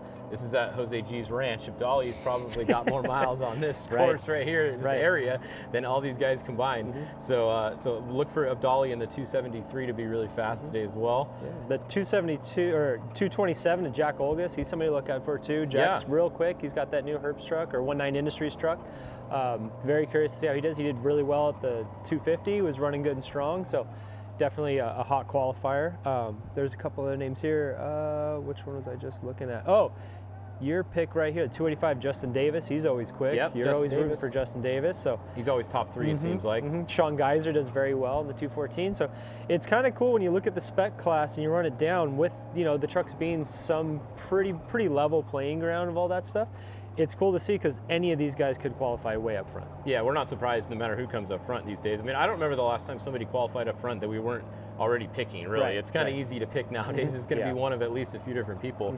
I mean, it is a really stacked field. You just don't know which one of those people, but it'd be hard for someone new to come into this class and take the top spot. It really would be really tough nowadays. Yeah, because you got to drive these trucks a little different. There is, like we were saying, with the sealed engine, like the trucks make between like 350 to 370 wheel horsepower, so you don't really have a lot of like, you know, thrust to get you out of situations and all that type of stuff. So you have to drive them a little bit like a go-kart and carry your momentum through the corners and through the bumps. And you really got to be smart. It's, you know, you bobble one little thing, you get on the brakes too hard in one spot, and it's going to cause you issues later on down the qualifier. Now looking at that helmet right there, that is Troy Grabowski in there. I do not show, which one is he in? He's driving for Marsal, I believe. Yeah. So Marsal, that's, Grabowski's always fast. So on our list here, he's not there, but that should be probably the 236 then. Yep. So look for him to be very fast as well. Grabowski's are a little bit crazy, but they're very fast in all the classes that they race. So that could be one of your top 3 easily right there as well. Absolutely, so. yeah. Them Grabowskis are super quick. All of them are. Yeah. The whole family is a force to be reckoned with, I'll tell you what. It's awesome to see all these in-cars thanks to Starstream. Nowadays, most of these are through them. We get to watch live out on the course for you guys. So pretty cool to see right here. Now, they should be second to last to go out on their practice lap. They haven't gone out yet, and Ryan Hancock in the Alexander Ford truck is still waiting to go out as well. It looks like that's them right in front of them. That's going to be Hancock up there. So these two get to go do their qualifying practice lap, get to go mark the GPS. Then they'll come back and we will start back at the top, and it's going to be Sean Geiser who's going to be first to go off. So it's probably going to be in about, I don't know, 10 minutes, just guessing or so. Might be something going on the course right now that they're not sending them out there because it's kind of weird. That we're sitting this static, yeah. Yeah, Santiago Creel's out on course according to our tracker here, our timer, but they should be sending these other guys. So I don't know if something maybe happened to Santiago on course. We'll have to wait and see if he finishes his lap. I don't know if we have a drone shot up right now or not. We could check on the 260 out there and see what's going on with him. Yeah, and something like we noticed earlier on when watching the Legends qualify and seeing the course, there are a couple spots where you really got to be careful on the GPS and where to mark. There's a couple up and downs you got to be careful for, and a couple option lines that are marked off where you can't go down the option. You need to stay to the right, stay to the left, stay wherever you got to stay. Yeah. So it's very important here to have a good co-driver who's going to take some good notes here for your qualifying loop. Usually qualifying's pretty burned in, you know where you're going, there's only one real option to drive. But with something like this, you guys will see once we start cutting to the drone footage, there are some things where you naturally want to follow this line, but the actual qualifying course goes the other way. So yeah, definitely. Got to be cautious of that stuff. So the way it's going to work is we're going to send all these trophy truck specs out. Then we're going to go to a break again for a little bit, and we're going to let the trophy truck two-wheel drive class go out on a practice lap. They're going to start their practice lap at 10:30. So at 10:30, the two-wheel drives will go out and do a practice lap. As you can see, we got someone checking the camera here. Yep, it's on. You're good to go. And then at 12 o'clock at noon, the trophy truck open class, which is all the all-wheel drives pretty much, is going to go at noon for their practice lap. So we got a little bit different thing going on today. It's a little different than normal. There you can see the schedule. So estimated two-wheel drives at 10:30, estimated trophy truck at 12. That's their practice lap. So it'll probably be about half an hour after those times that we are back and live with our live timing. But we're waiting for the trophy truck specs to go right here, as you can see. Here we got the in-car here. Yeah. Yeah, which one's this one? That's this should be the 246 of Ben Hagel, I believe. Yeah, he's going to qualify in the 7th spot. Yeah. So in front of him, it's Justin Davis, and that does look like Justin Davis there. There Easy to see the Green Army, long time green and black, and there's Justin Davis' car right there. There's Justin Davis' in-car. So that is the Green Army in-car. Pretty cool to see. Like, you know, we talk about all the live streaming and all the in-car cameras and all that, and it's definitely made Fish and I's job a lot easier, being able to have other camera angles and things to talk about. And then also for you back at home, you kind of get a better feeling of what's actually going on inside of these trucks. And you know, you watch here from the outside, and you're like, oh man, it looks like he's racing on a couch, looks nice and smooth. Then you see inside, these guys getting pinballed around in there. It's a little rougher than you'd think. Yeah. But it's definitely cool to be able to bring, you know, all the action home. Definitely something during the race, the actual race itself, the live broadcast. We have the in-cars and all that stuff too. Definitely. So it's not just qualifying. There's another in-car there. I mean, pretty much everybody has an in-car now. It's it's crazy how fast this caught on with Starlink. Starlink came out only, what, 3 years ago, I think, was the first Starlinks that came out. If it was even 3, yeah, I think it was 3 years ago. The first ones came out. We used to have nothing when we were down here. You know, you'd go down to Baja, and it was kind of nice, actually, sometimes, because you could get away from everything, right? You get no one talks to you when you're down there. You have a VHF radio, and that's your range to talk to everybody. But now everybody has a Starlink on their chase car. Every single chase truck has a Starlink, I guarantee it. Oh yeah. Almost every single race car has a Starlink, and tons of them have in-car cameras now. Dude, we have Starlinks on our four-wheel drive trucks. Exactly. We put them on everything. Why wouldn't you? They're so cheap now. You know, you get one, put it on there. You can pay $10 a month for the service and get 10 gigs, and that's enough to go do a race. You know, I mean, it's pretty cool how technology's changed. He's got some problem with his GPS over here. It looks like he's trying to make a file or something. Yeah, I just got an update here from Owen down there doing some shooting. He said that Creel had some drivetrain issues on the practice lap, so that's what's held things up a little bit. Oh yeah, okay. So we got a little GPS issue there. We got Tuba in there doing his thing. Oh, he's checking the cameras there. Yeah, he's probably wiping Tuba. the cameras, making sure they're ready to go. So he's waiting to see himself come on camera, and then that flashing red light, and then you know it's good to go, right?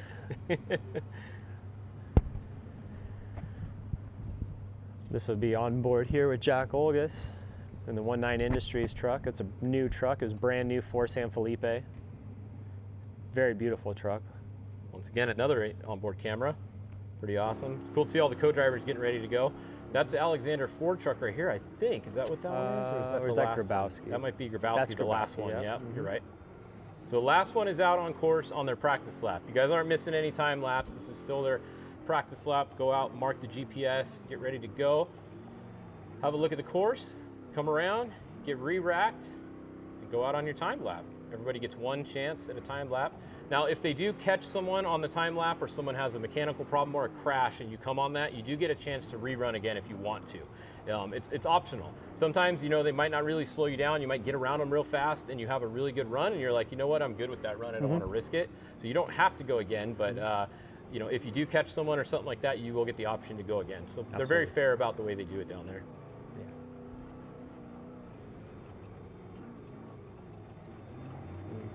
Good idea here of what this course is looking like.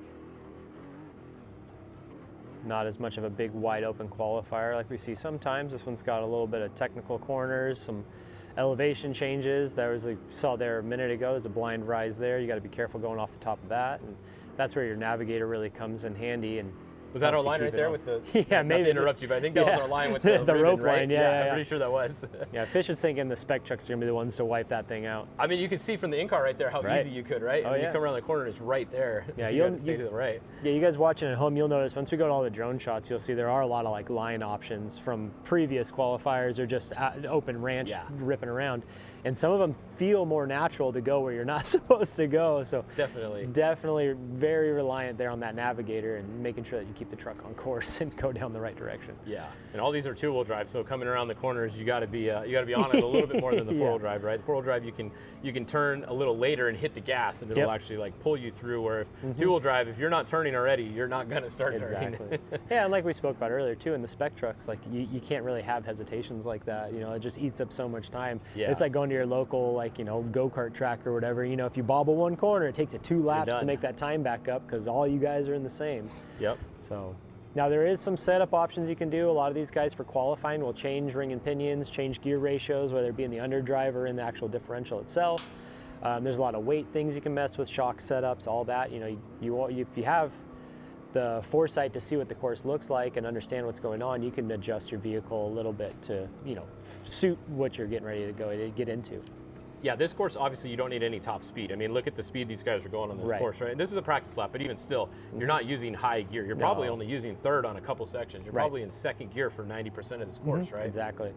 So now if you go into your underdrive or you go into your diff and you make some changes there and you can keep the truck in a higher gear and, you know, get the thing to be a little bit more sporty, that's definitely something you're going to want to do to try and get that little bit of an advantage around each corner. Yeah, first gear, because these all run the Turbo 400 like you mentioned earlier. So first gear in these, you're really only using it off the line pretty much, right? Unless you come into a real tight corner. I mean, how much are you guys using first gear most of the time? Dude, it's as scary as it is. Like growing up, it was always don't touch first, it's glass. But as of late, man, we've been laying into it more and more and and more just to try and keep that little bit and like of momentum. Yeah, and like these transmissions have gotten so much stronger and parts have been getting so much better. It's like you can almost use them. And so you'll watch some of these guys, like Grabowski's the ones that we had this conversation with a couple of years ago about that.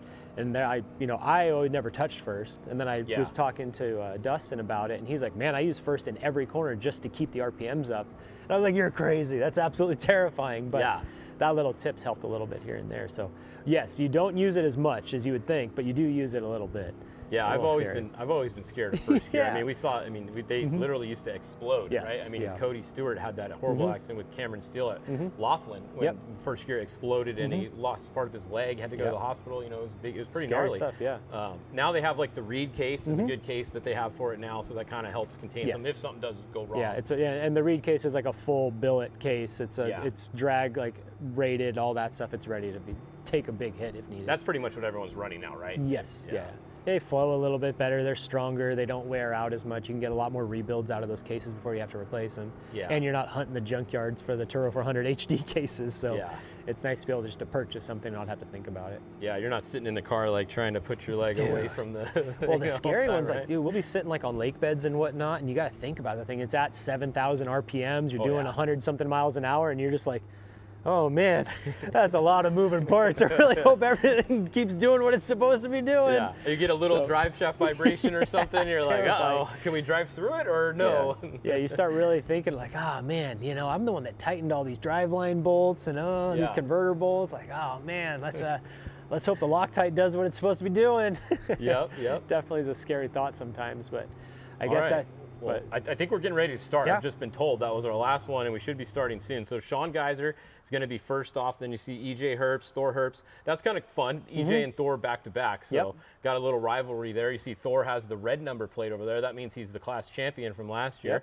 So he's running the number 200. Then we got Charles Durance, Jack Olagus, Justin Davis, Ben Hagel, Jason McNeil, Santiago Creel, and Jordan Brenthal. That's going to be Abdali Lopez driving the 273 there. So stack top 10. Actually, I think probably a top time is going to come from one of these first few guys right here, really. I mean, just looking at the order here. Obviously, Abdali's in 10th. He could definitely be up there. Yeah, the 297 of Jorge San Pietro could potentially do it as well. He's always quick. Where was he? Q13. Oh, yeah. Yes, it's 297, could be quick. Didn't he get first at San Felipe? I believe so. I think he did, right? Yeah. I'm pretty sure he did, yeah. And then obviously the 236, the Mike Marsal entry with Troy Grabowski driving, it's always, you know, wild card down there. Well, that's good. It'll make it more fun for us watching and everyone at home today. You know, we got some fast guys. Literally, the last guy going is Grabowski there. So we won't know for sure until the last guy goes. Sometimes, you know, the order's a little. You can see most of your fast guys are right at the front, and then it's kind of anticlimactic at the end, right? But yeah.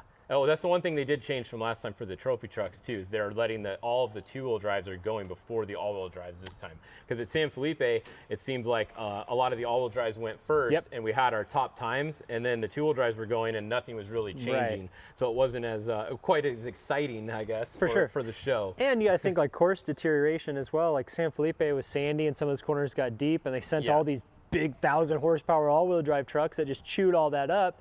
And then we sent the poor two-wheel drive guys out like, all right, do your best. Hopefully you put a fast time down. Yeah. I think Cameron Steele was really a big fan of that before. He's probably really bummed that he gets to go before all the all-wheel drives now. Very much so. Hopefully he doesn't get beat by a Spec again. I mean, come on, Cameron. Always got to give him a little bit of crap there. All right. Oh, you know what? Just looking at this list too later, we got Roger Norman coming back. That's going to be fun to see that truck back out there. Absolutely. We got Ethan Ebert in the Honda later. We're pretty stacked later. We got more Herbst going later. We got the Tim Herbst going later. We got Cameron Steele, like I said. Maverick Gaunt. It's going to be Chasen. Is going to be qualifying. Gaunts are always fast. They usually got that wing. Wing we're always talking about. I don't know if they're running it today or not. We'll have to see that later. And then later today afternoon, it's going to be the big boys, all the all-wheel drives. I think everyone in the all-wheel drive or in the open class is all-wheel drive, right? I just looked down the list. I think everyone there is. We had one or two that raced San Felipe in two-wheel drive in the open class, but it doesn't look like they're qualifying today. I think it's going to be all-wheel drives in that one. All these names are all-wheel drive trucks. Yeah, because even Robbie Gordon up there, he's driving the all-wheel drive dual engine Geyser. with Max Gordon.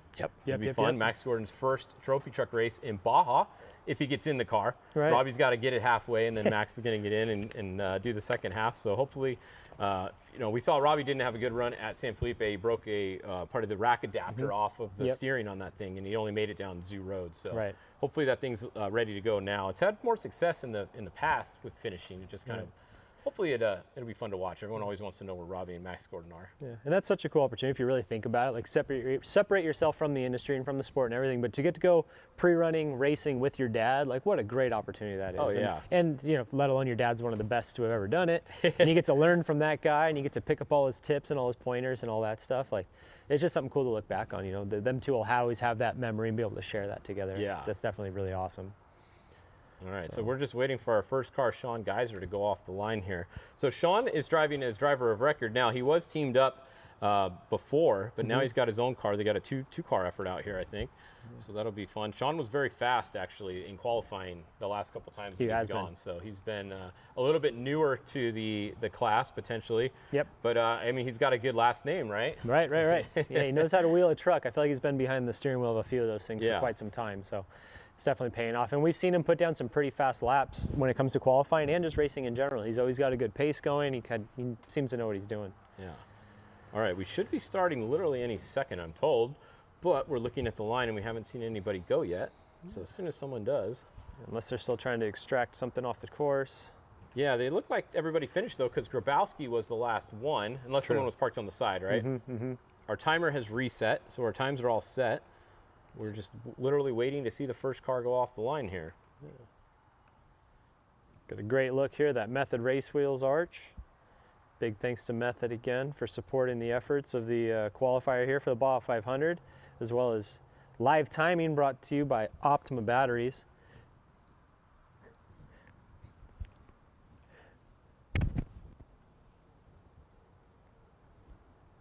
All right, so the 214 Sean Geiser should be going any second. I know we've been saying that for a little while, but we are actually here in San Diego.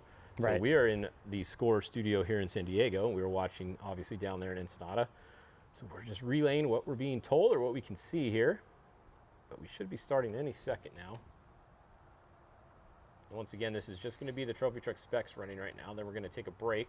They're going to let the two-wheel drives go out on their practice lap, the trophy truck two-wheel drives. They're scheduled to start in about an hour, so I think that's going to get pushed back a little bit since we have 16 of these to go right now. I don't think this will be done in an hour.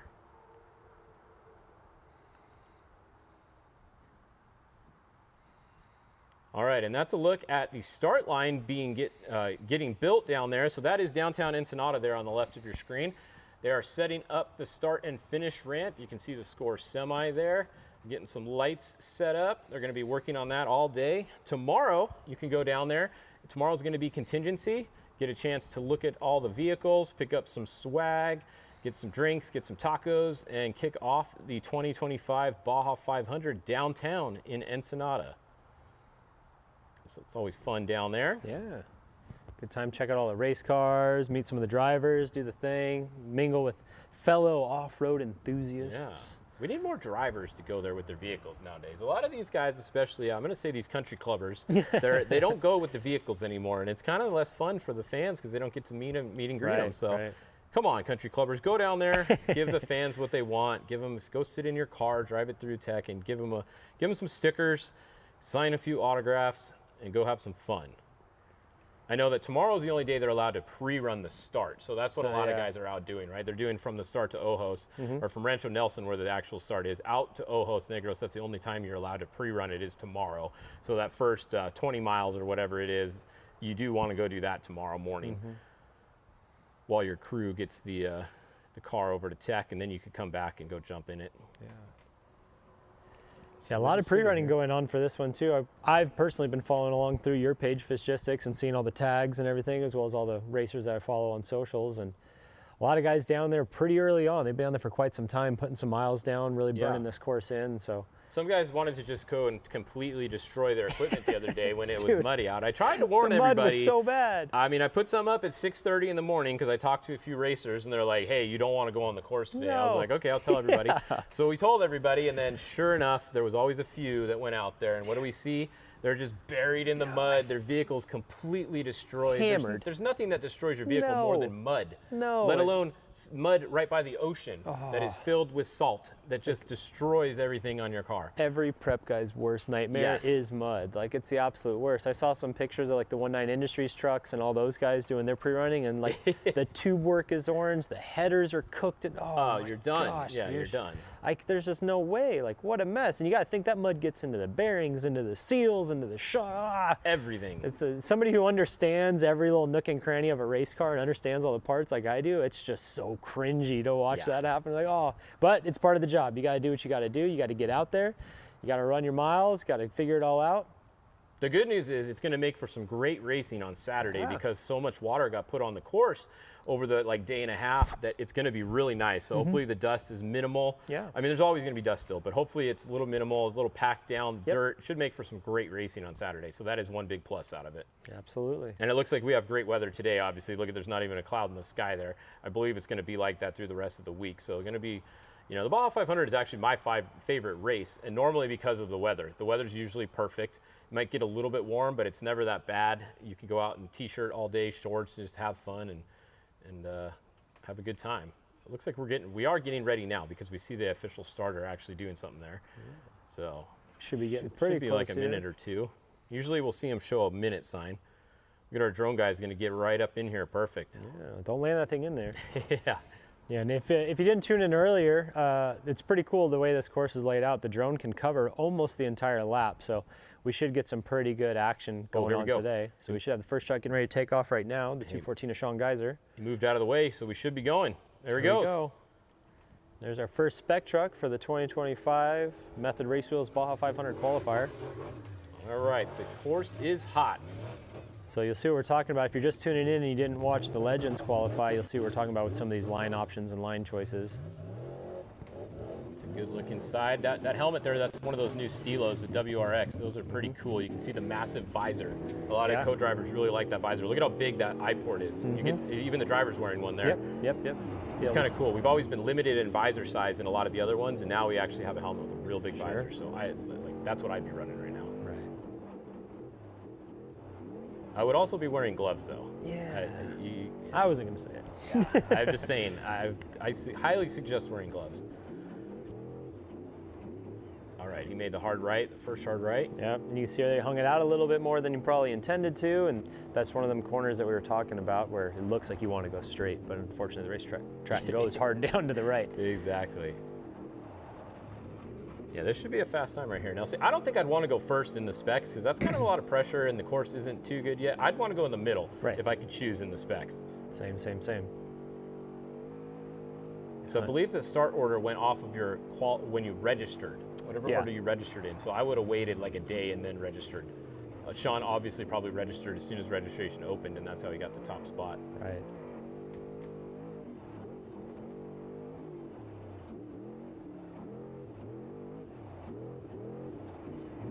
Good run here. Here's one of those up downs we talked about earlier on. You got to be careful of. Oh yeah, that's the one where you're stuffing a bit. It tightens up a little here to the right. Looking pretty good. He took both spares off too. You notice in the back, no spare tires. Probably only a few gallons of fuel. Should be getting a halfway time here pretty soon. Now earlier this morning we were seeing, what was it, 444s? Yeah, 422 was our fastest time earlier. That was Ricky Johnson. Here's our first 19 Industries truck. I believe this is being piloted by Ryan Millen. Yeah, Ryan usually qualifies in this thing. Ryan's very fast. Yep, oh yeah. But usually fast and smooth. Plethora of knowledge as well. So we will have one time split about halfway through the lap, a little more than halfway, and just past it right now. So Sean Geiser's at a 2:34 at the one split we got. It's pretty good. So we'll keep an eye on that throughout the day and see who's fast halfway and who needs to make up time.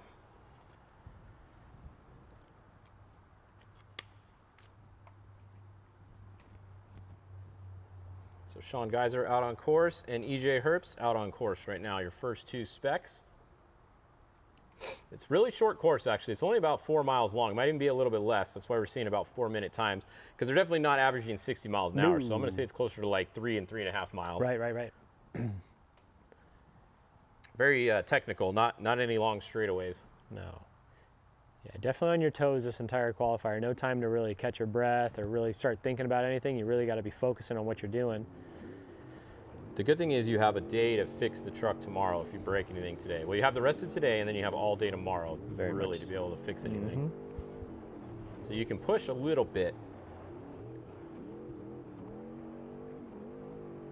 So I thought it was a little interesting when King of the Hammers introduced qualifying, and they did it right before your run. Right? Oh, it was the worst. You had to qualify, and then you had to go straight to the start line, right? Yeah. So you're really trying to preserve your truck a bit. Oh, yeah. Where here, you know mentally, okay, I don't want to break it, but if I do, I have a little bit of time for the crew guys to fix it. Right. So you can push a little harder here. Yeah, I did one of those prologues the morning of, and then raced a couple hours later in the spec truck, and man, yeah, it was very nerve-wracking as a driver. I'll tell you what. For sure, because you know you really don't want to mess up or your day's over. This should be the 200 of Thor Herbst, another 19 Industries truck. We should have some in-car cameras from these guys too. B Moore usually does a really good job getting those star streams going on the Herbst vehicles. All right, Sean Geiser's in 424. Pretty quick. 424.695. So Sean Geiser currently sitting in first position. Correct. Yeah, there it is. So we should get a halfway time here. There we go. Yeah, oh, there's our Look at this quality of this. Wow. This is like 4K quality nowadays. Congratulations, B Moore and everybody, George and everyone at Starstream on everything they're doing in these cars. Look at the resolution here. This is freaking awesome. This is beautiful. You can literally read the notes on the GPS. This is great. It's just awesome seeing this in-car technology nowadays with using the Starlinks, Starstream, and everything else that Brian's working on over there. It's pretty cool. So that's the speed. If you're new, if you look at the GPS there on the co-driver's side, the top left, that is their mile per hour that they're going there, and then you can see all the notes that they put on the course. That's when they did their first sight lap. That was the co-driver's job, was to make all those marks. Be like hard right, ditch, rock on right, it's just anything like that. Here's some of those up downs. We got a halfway time here for the 263 at 2 minutes and 32 seconds. So 2 seconds quicker than Sean Geiser was earlier the first run. So we'll see if that actually plays out towards the final time. Oh, okay, so we're getting some information here. So the 260 blew a tranny. That's never good, especially on the practice lap. So remember when we were waiting for the time there? Yep. So that's what happened. The 260 blown transmission, Santiago Creel on the practice lap. So that's a bummer. We just got that report fed to us. This is going to be Charles Durant's in the 299 here. That's a Tisco chassis there. I believe that's the new truck they just took delivery of.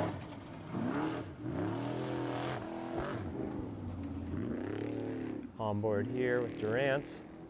Charles Durant's 299, yep. Not quite the same quality as what Herbst have going on, but it's still awesome to see any in-car. Heck yeah.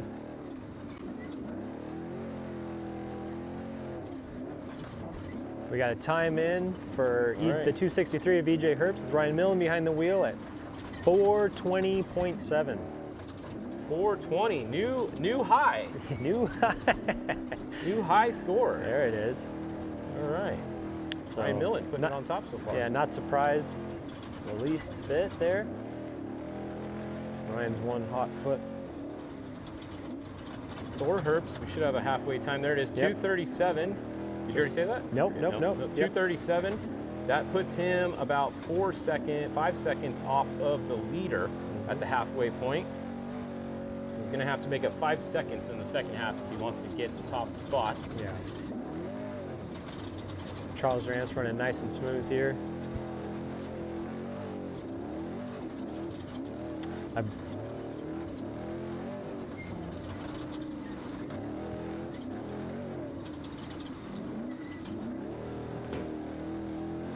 All right, so Charles Durant's on course. Next is going to be Jack Olgas. This is the in-car with Charles Durant's right here, though. That was that little stuff thing that he just went over a second ago. Didn't look too bad in the in-car there. He wasn't going quite as fast as the other ones over it. All right, there goes Jack.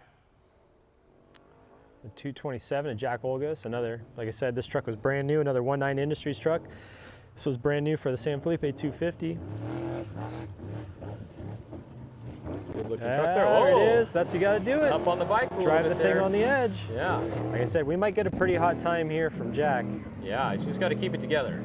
So Jack is a little bit newer to Baja. I think this is his second time racing in Baja, if I'm not mistaken, under his own name. Correct. With his own entry. So San Felipe was his first one, and he did pretty good, right? Yeah, but he's no stranger to driving these trucks. You got to think with a dad like Steve and spending as much time in passenger seats and driving trucks and side-by-sides and everything else, like he's a veteran driver. So it's exciting to see him step into the Spec truck class.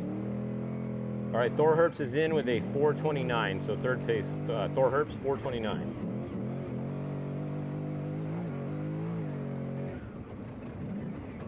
We got split time for Charles Durant's at 299, 2 minutes and 44 seconds. About 12 seconds off the leader. You can see Jack's really letting it hang out there. Got quite a bit of counter steer in the corners. Yeah, so. he's getting after it. Yeah, he's driving with the throttle a bit. Most of these trucks you'll notice too are running paddle shifts.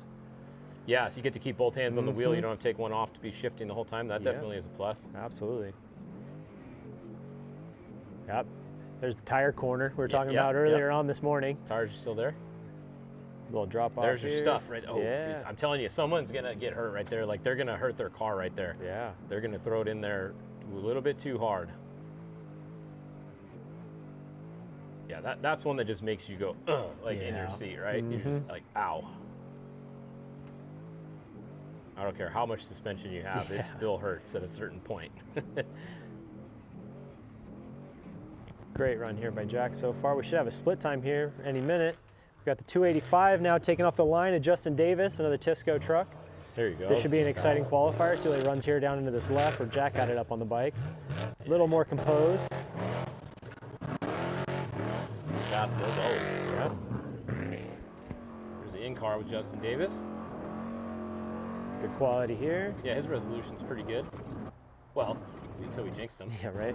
We got a split time. Oh boy, we got a split time here for Jack Olgas with 2 minutes and 30 seconds. Oh, that's the fastest. Yeah, we've got him 2 seconds faster than the 263 entry driven by Ryan Millen. Whoa. Let's see if he can hold it. Can Jack hold it in the second half? Look. I mean, it looked like he was driving pretty hard. Look at the in-car, right? He definitely was going for it. Yeah. So not surprised. It'll be exciting to see him and Davis back to back because Davis will be another one that'll be able to put down a real hot lap as long as he keeps it in one piece.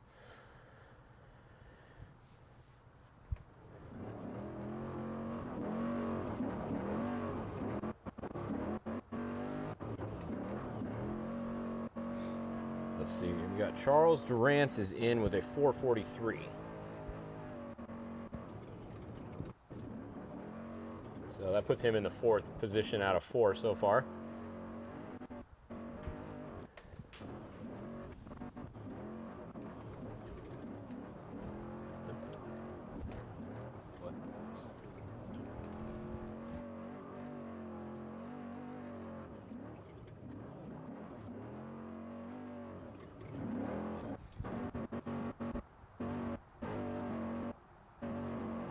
So back on board with Justin Davis here. We should have a split time for him in a minute or two, but first we should have Jack Olgas finishing. Any second now, we should have a Jack Olgas time. There. Just waiting for it to update live. And if you guys are watching this, all this live timing is on the SCORE website as well. Or you can go direct to results.score-international.com/live and then go to the scoring. That's where we're getting our live timing from today. So you can see it on there. Got the 246 of Ben Hagel going off the line.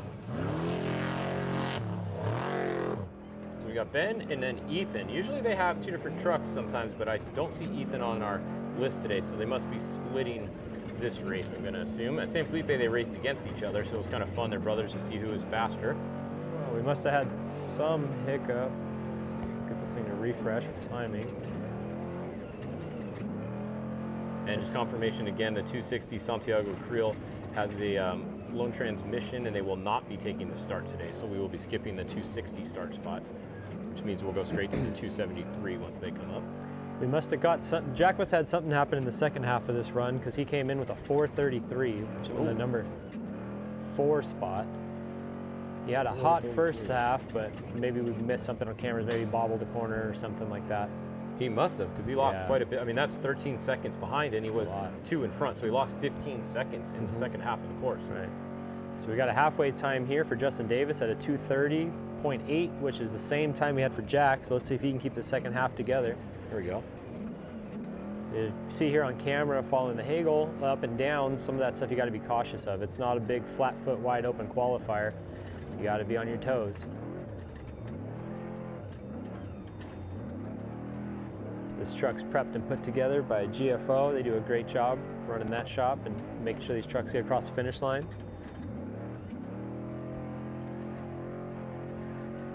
Yeah, once again, if you guys are watching this, this is the Method Race Wheels Baja 500 qualifier for the 2025 SCORE BFGoodrich Baja 500. That's going to be coming up on Saturday. It's a look at Jason McNeil right there. This guy always takes the top spot or second spot. He's always up there, so watch for a very fast lap right here. This should be great footage. I'll watch Jason as well. There it is. Yep. This will be one of our fastest times if he keeps it clean. And we've got a new leader. We got Justin Davis in with a 4-minute 18.8 seconds. So we're 4:18.801. All right, that's actually about 2 seconds exactly faster than the EJ Herbst time there with Ryan Millen driving. Yeah, very respectful. So we'll see here. The next exciting time will be Jason's here. We got Ben Hagel's time in here at the halfway point, 2 minutes and 35 seconds. It's about 5th place or so. So we'll see how that stacks up in the second half. Very curious as to what happened with Jack on the second half of this qualifier. If anybody's got footage of it or what have you. He must have blown a turn or did something. Because he didn't lose a lot of time, but he did lose some time. Yeah, just enough. Something happened, yeah. Like we'd spoke earlier, if you look here from the drone shots, this isn't quite a good example of it, but there's a couple corners where it looks like naturally the course wants to go one way, but they've got it blocked off to go the other way. Right there. Yeah, right there. Yep. Yep.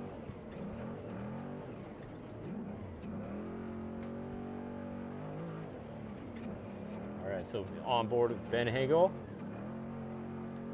Good clean run going here for the Hagels. Is this the Alumacraft TT? I believe this is Spec GFO truck. GFO, okay. Yeah, they have 2 different ones, so I don't know which one they were racing here. So Jason McNeil on course, and then like we said, Santiago Creel is going to be out. The good news is they can change the transmission. That's relatively easy to change, and they can be back in the race on Saturday. If you qualified today or you lined up to qualify, you will start in front of everybody that didn't qualify still. So you'll just go at the back of the pack from today. So they won't be last, but they'll be last out of the qualifiers. 273 entry of Jordan Brenthal with Abdali Lopez driving. This will be another fast time. And somebody who knows this property well, knows how to handle a Brenthal truck as well. Yeah, today the qualifying is out at Ojos, Jose G's ranch out there. We got a halfway time, sorry to interrupt, of Jason McNeil. 2 minutes and 29 seconds. Ooh, and let's see, what was 2:30 was Justin Davis. Wow. So he's 1 second in front of Justin Davis at the halfway point. Wow, let's see if this can Now, Olagus was also at 2:30 at the halfway point, Yeah. so 1 second in front of both of them. Let's see if Jason can keep it together for the second half. Looking here at the 273, the Abdali driving, the Jordan Brenthal entry. It's kind of cool to see. It looks like a little throwback to their old 7 truck colorways when they used to do black with the yellow and all that. Yeah. Very cool there. Oh, here we go. I just got an update from Jack's dad, Steve. He lost brakes halfway through. So that sucks when you lose brakes. Yeah. Still very respectful to be able to land that thing in the 6th spot and to run the time that he did without brakes. Yeah, absolutely. Yeah, that's a great starting spot. I mean, even if he gets dropped down a couple more here, he's still going to be fine. The race is on Saturday. The race isn't today. Yeah, and we saw what his pace was at the first half, so it's like if he keeps that pace race day, we'll be all right. Yeah, he'll be fine. Sorry to hear about that, Jack. All right, it's going to the right up here for Dolly. Here's one of those corners we spoke about earlier. And this goes into that hole where you stuff it a little bit right here, I think, doesn't it? right there. Oh, see, he slowed down. Yeah, he knows. Yeah, I'm telling you guys, that, from on camera, that doesn't look like much, but when you're in the car, that hurts right there if you try to drive into that. It just stuffs the front end. It just is a back breaker, literally. Should have a time here any minute for Jason. Excited to see what that stacks up to be. I expect to see it at the top. Where's Ben? Ben Hagel at 427. Did we read that one? No, we didn't. Ben Hagel, 427 in the 4th position. Nice work. He picked it up a little bit on the second half because he was not 4th on the first half. Absolutely. So this will be the 230 entry.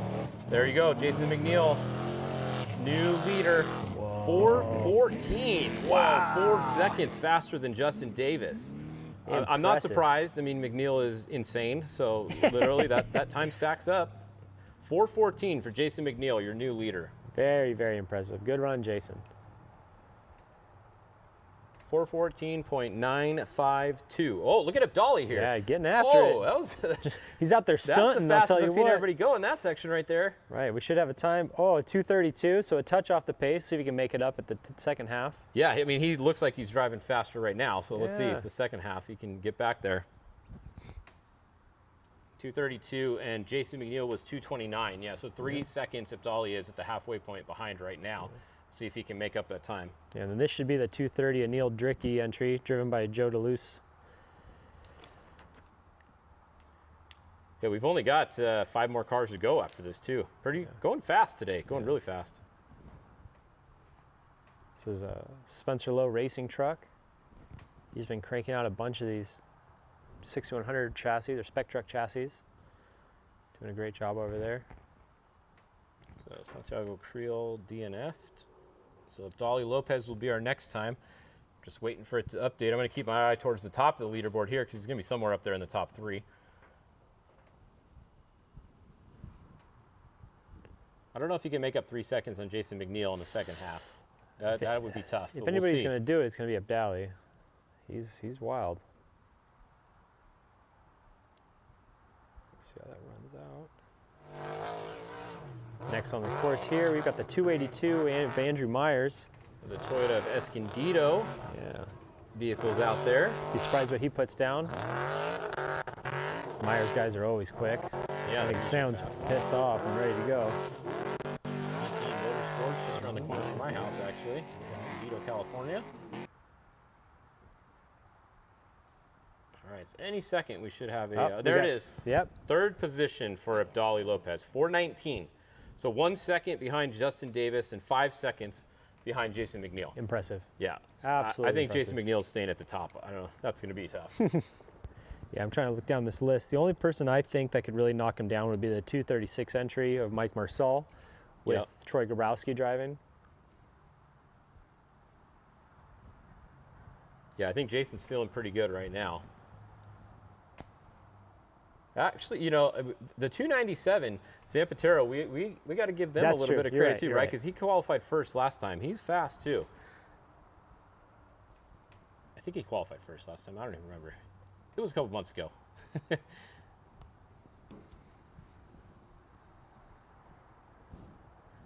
So we've only got about 5 more cars to go, 4 more after the one that we're looking at on course here. So we're waiting for the 230 Neil Dricky to come to the finish. That's the one we're looking at right there, I believe. Should be coming to the finish pretty soon. And then the Toyota of Escondido, Andrew Myers out on course as well right now. So Neil Dricky at the halfway point was at 242.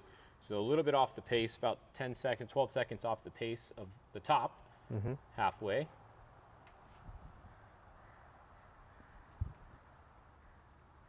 A couple more trucks to go. You see here going off the line, it's the 297. Yeah, so right here, this is one that could definitely be up there in the top. 100%. The Mason two-wheel drive. Don't see too many Mason two-wheel drives new nowadays. Everybody's buying the all-wheel drives, but this is a spec class. So you still can only run two-wheel drive there, right? Yep, correct. Yeah, in the spec truck, in the spec class, it must be rear-wheel drive. Got a little bit of onboard audio here. They're brave with the onboard audio. Yeah. Some things get said in the race cars that maybe the public doesn't need to hear. Yeah, exactly. Got a halfway time for Andrew Myers with the 2:37. So that's going to land him at the halfway point, stack up around 7th or so. We'll see what he does at the second half of the qualifier. Neil Drickey is in. He has finished. He has a 4:38, so that puts him in the 9th position right now. 9th out of 10 that have gone, 11 so far? Yes. Yeah, so Andrew Myers will be next to finish. 297 here on board. Good smooth run.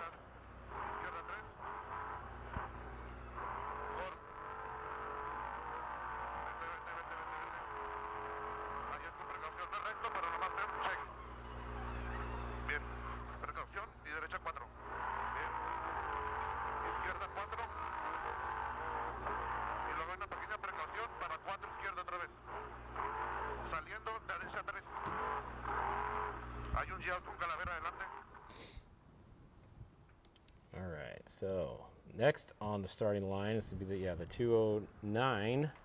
We've got the 209, the 228, and the 236 left to go on course. Andrew Myers should be finishing in just about a minute or so.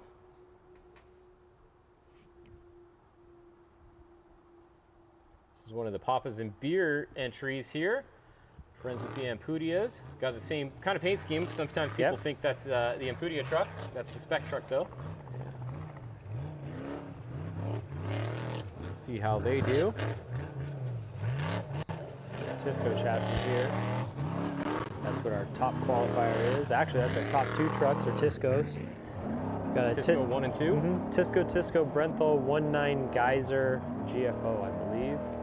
There's a lot of different brands up there, actually. In the top 5, we have 4 different brands. Yeah. I love seeing it, brands, it's, you know, just spreads it out, different designs, different truck layouts, different truck handling characteristics, the way you drive them, it's all different. Yeah. It was cool to see the competition. The competition is good. It makes everybody, you know, better. Exactly. And it makes it so you don't have to wait forever to get one certain one. If you don't want to, you can get a different brand sooner or later. You know, and they're all in the Spec class. They're pretty good. All the top builders are building one. 2. I think in this field, Andrew Myers is in with a 4:31. So the 8th position for Andrew Myers, 4:31. We got a halfway time for the 297, 2:33. So that's putting him right up there in the top 5. We'll see how it plays out the second half. Yeah, he's 4 seconds off Jason McNeil right now. So Sampetero's going to have to make up 4 seconds in the second half if he wants to take the top spot.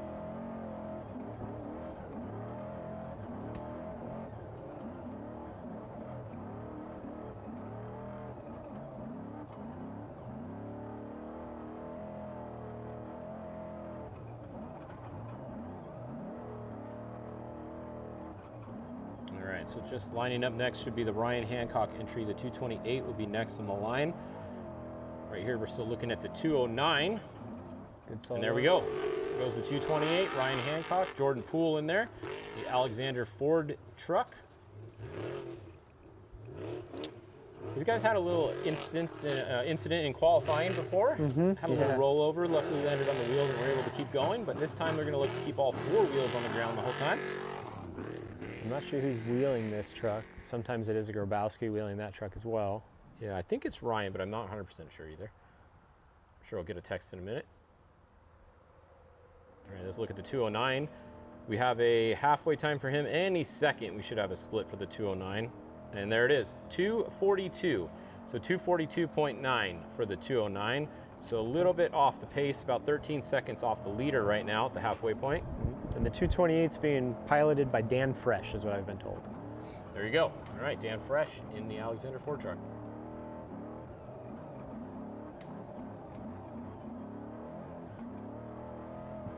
All right, so the Sampatero, the 297 is in 5th position, 421. So 421.579 for the 297.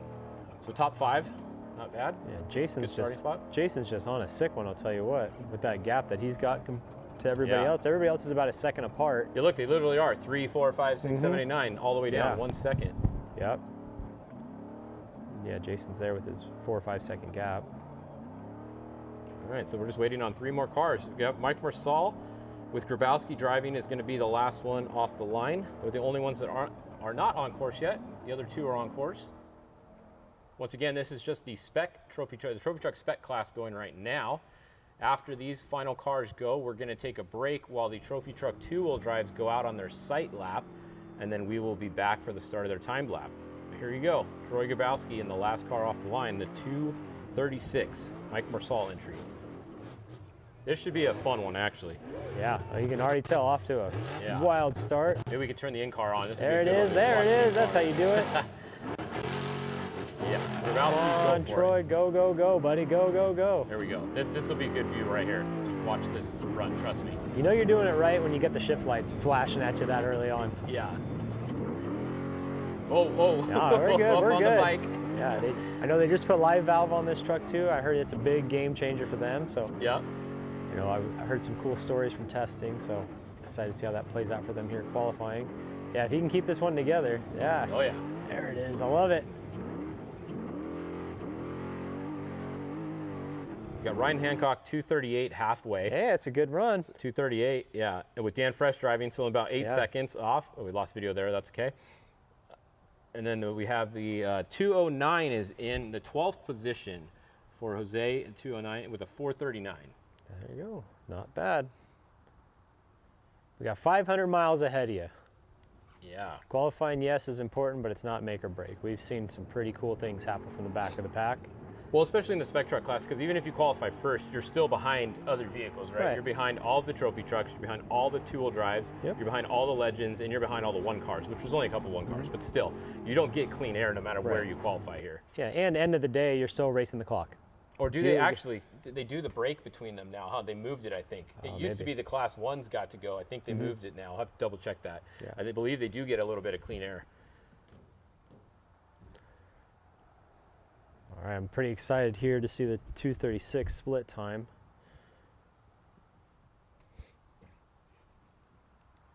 It's weird we haven't got a split because it says he's been out there for 3:02.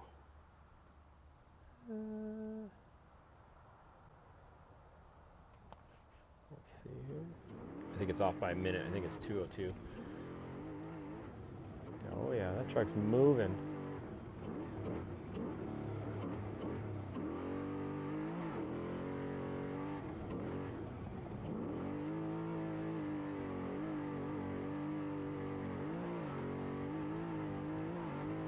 Yeah, we got a split time here, 2:31. Pretty darn fast. So only a second behind Davis's time, 2 seconds behind McNeil's time at the halfway points. So let's see if he can run it up the second half. All right, Ryan Hancock in 4:32. Did you say that one or no? Nope, I did not. Okay, 4:32 for Ryan Hancock in the 10th position with Dan Fresh driving.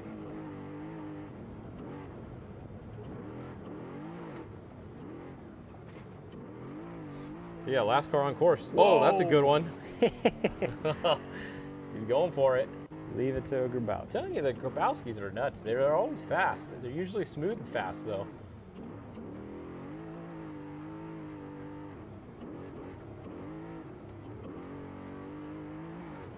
Let's see what he can do here. Where'd you say he was? 2:31 at halfway? Yeah, so he's right now he's sitting at number 3 at the halfway point. All right. See if he can finish it out here with a good run.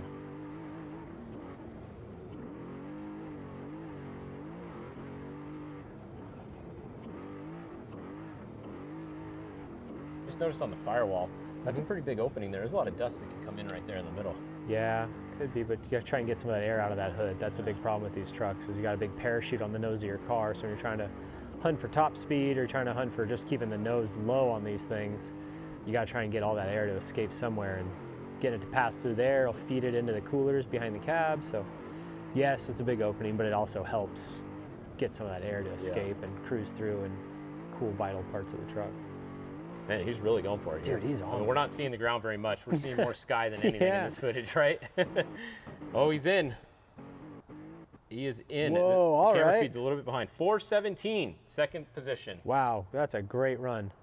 So 4:17.854. Great run, Troy. Good job, Troy buddy. Grabowski and the Mike Marsal truck goes to second place.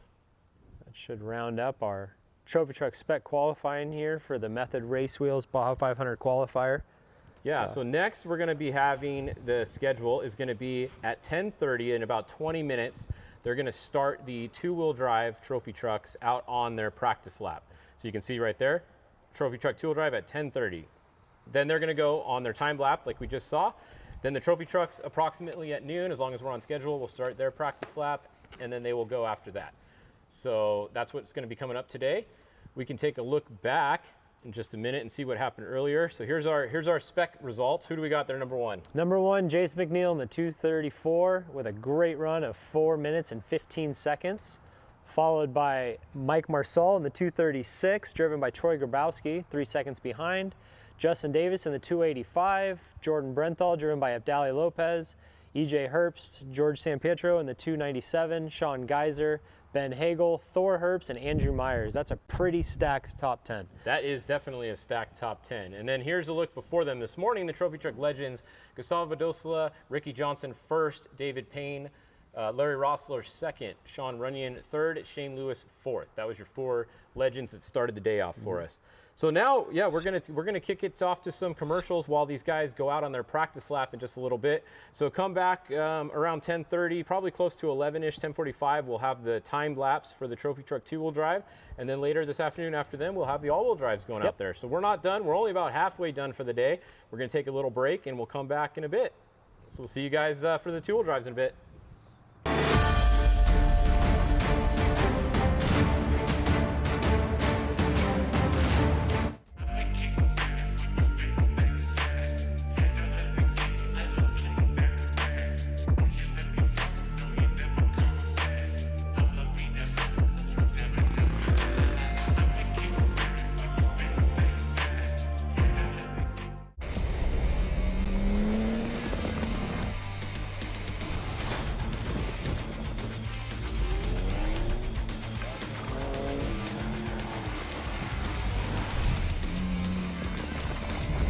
Grit beats talent every single time.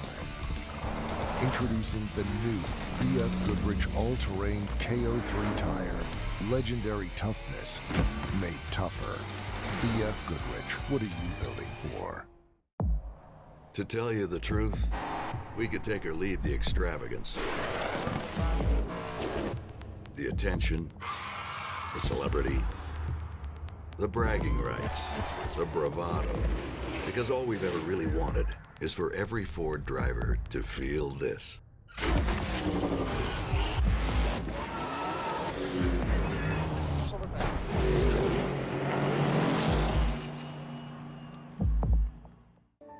From an early age, we race. It's part of who we are. It's in our DNA. For some, the need to keep pushing fuels our lives. At VP Racing, we pour everything we have into creating the industry's best products for those who put it all on the line. Whether it's the track or the trail or wherever you race, they say you can't win them all, but you can sure as hell try. VP Racing, win every race. Dame una bomba de agua. ¿Tienes anticongelante? Para tu auto o tu taller, en AutoZone estamos para ti. Con más de 100,000 números de parte disponibles y una gran variedad de productos. Con AutoZone, Over 25 years of off-road racing dominance. Proprietary patented race technology. Proudly made in the USA. Unparalleled customer service and support.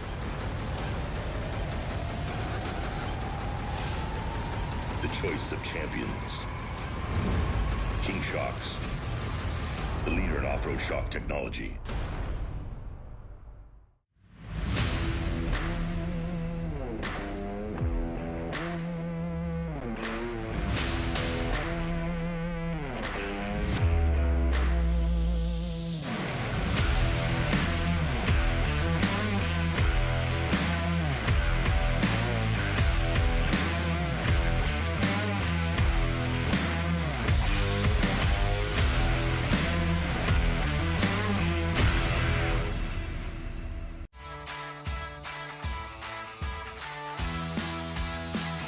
Hey Nick, can you hear me?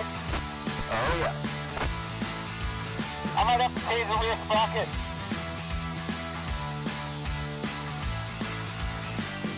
Wow, this is beautiful. It rides really good. Crossing the road now. Copy that.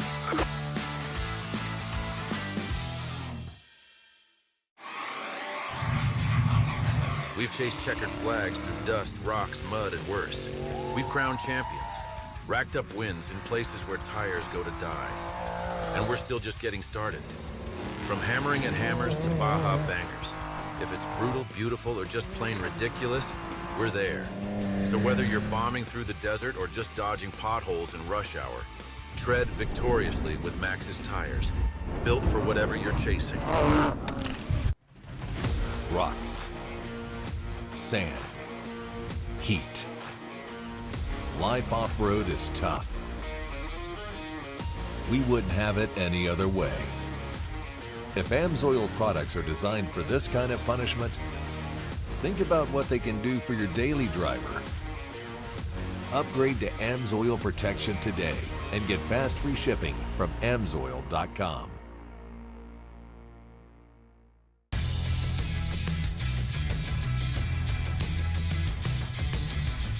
The finishing touches of any off-road vehicle are the things you add to make it your own. That's why we've developed a full collection of over 70 Polaris-engineered accessories specifically designed for Pro R.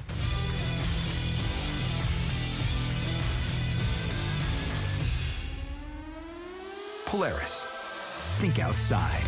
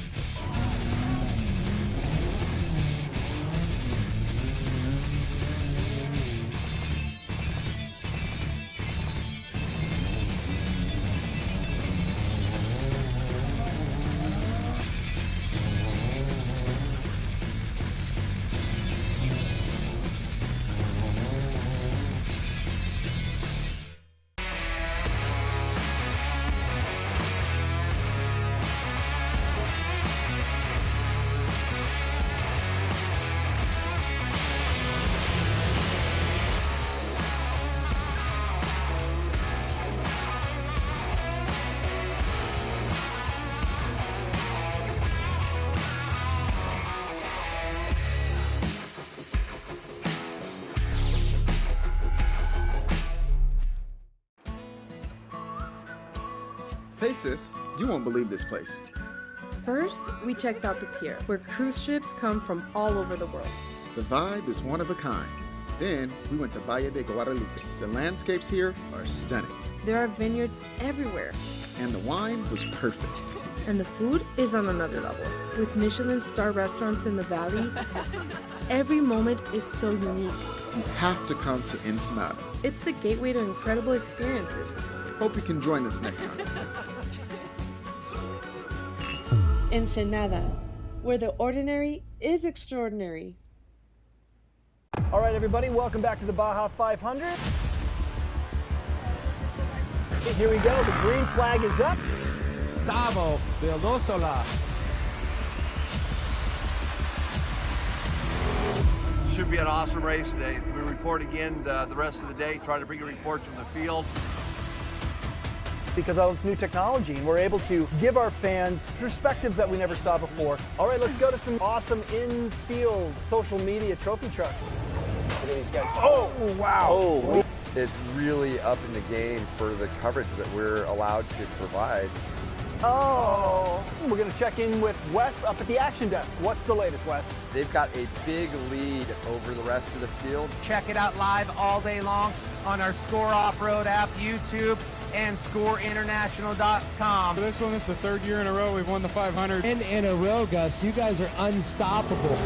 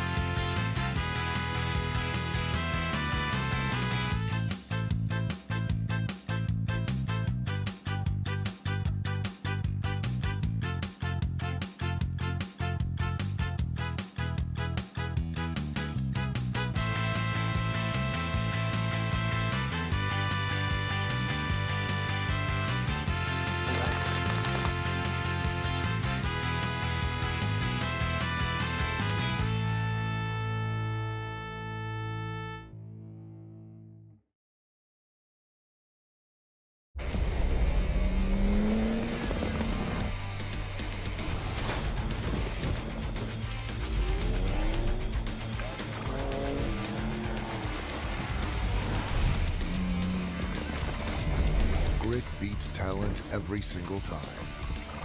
Introducing the new BFGoodrich all-terrain KO3 tire.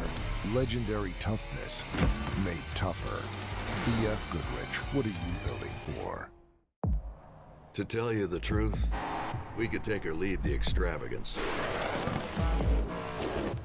the attention, the celebrity, the bragging rights, the bravado. Because all we've ever really wanted is for every Ford driver to feel this.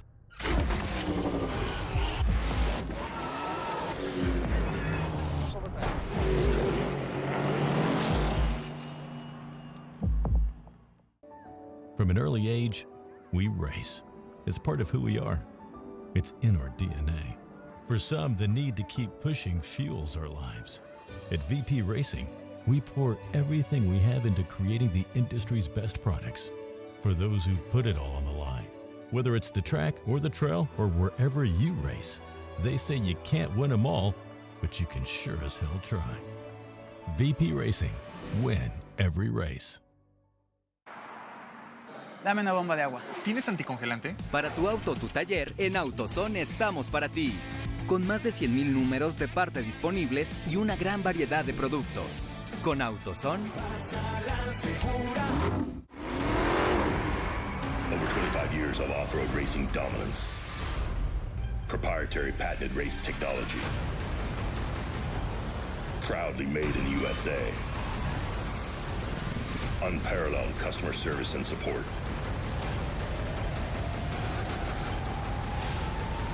The choice of champions. King Shocks, the leader in off-road shock technology.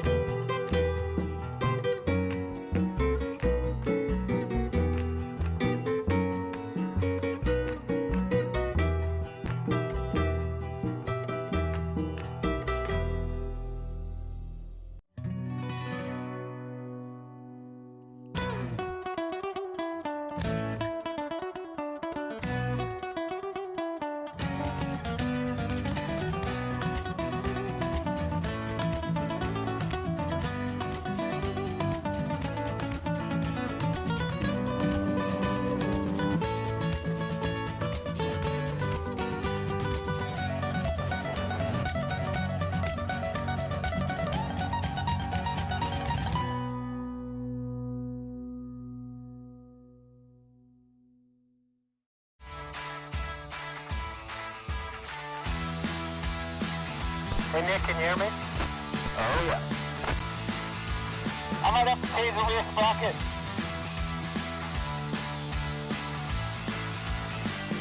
Wow, this is beautiful.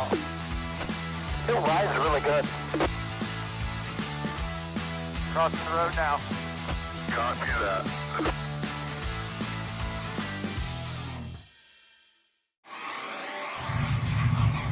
We've chased checkered flags through dust, rocks, mud, and worse.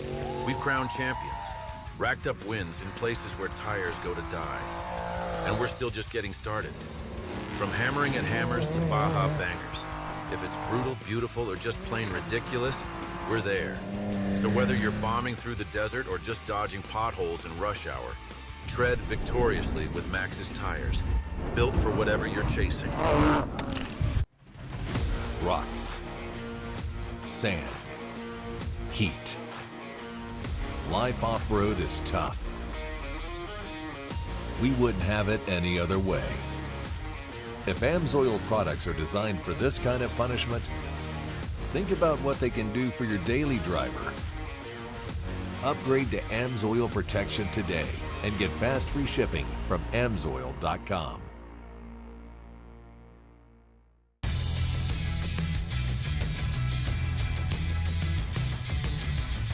The finishing touches of any off-road vehicle are the things you add to make it your own. That's why we've developed a full collection of over 70 Polaris engineered accessories specifically designed for Pro R.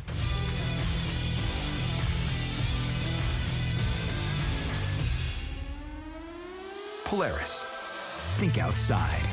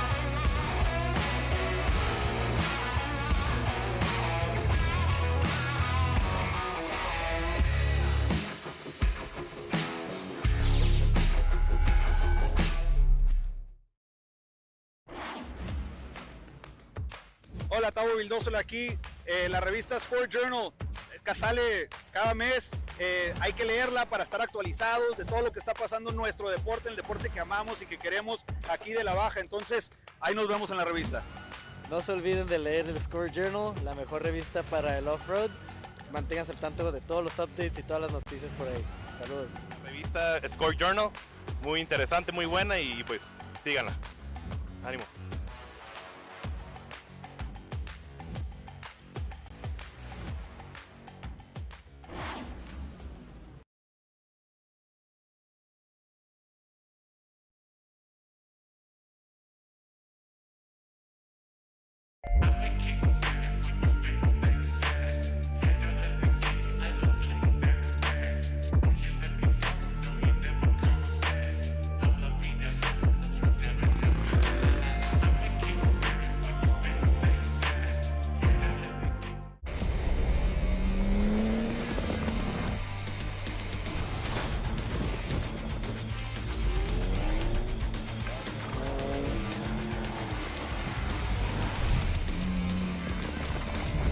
Grit beats talent every single time. Introducing the new BFGoodrich all-terrain KO3 tire. Legendary toughness made tougher. BFGoodrich, what are you building for? To tell you the truth, we could take or leave the extravagance, the attention, the celebrity, the bragging rights, the bravado. Because all we've ever really wanted is for every Ford driver to feel this.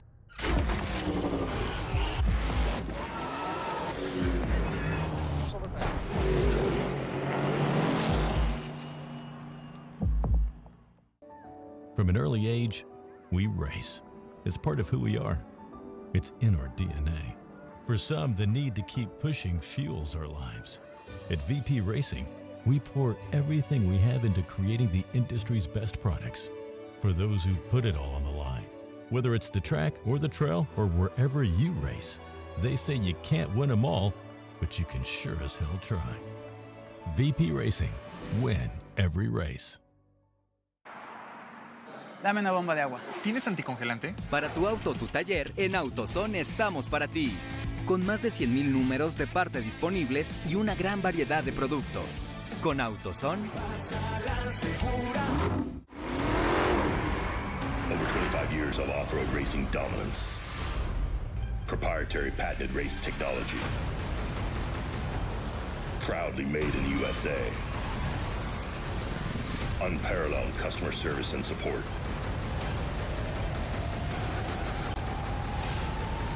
The choice of champions. King Shocks. The leader in off-road shock technology.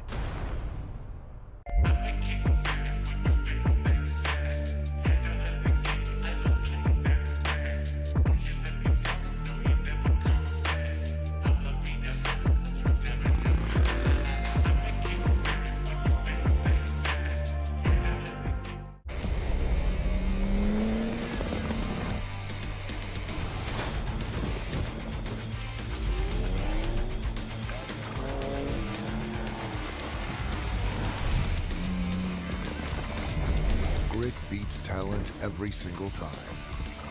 Introducing the new BFGoodrich all-terrain KO3 tire. Legendary toughness made tougher. BFGoodrich, what are you building for? To tell you the truth, we could take or leave the extravagance, the attention, the celebrity, the bragging rights, the bravado. Because all we've ever really wanted is for every Ford driver to feel this.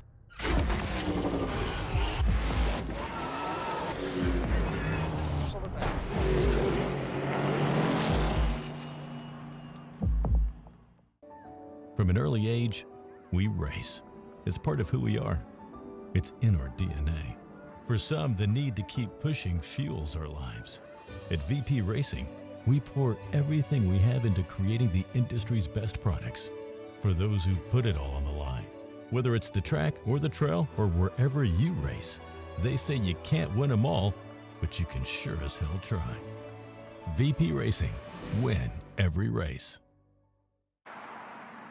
Dame una bomba de agua. ¿Tienes anticongelante? Para tu auto o tu taller, en AutoZone estamos para ti.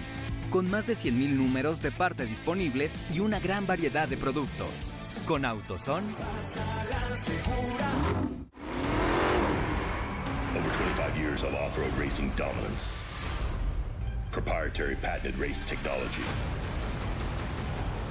Proudly made in the USA. Unparalleled customer service and support.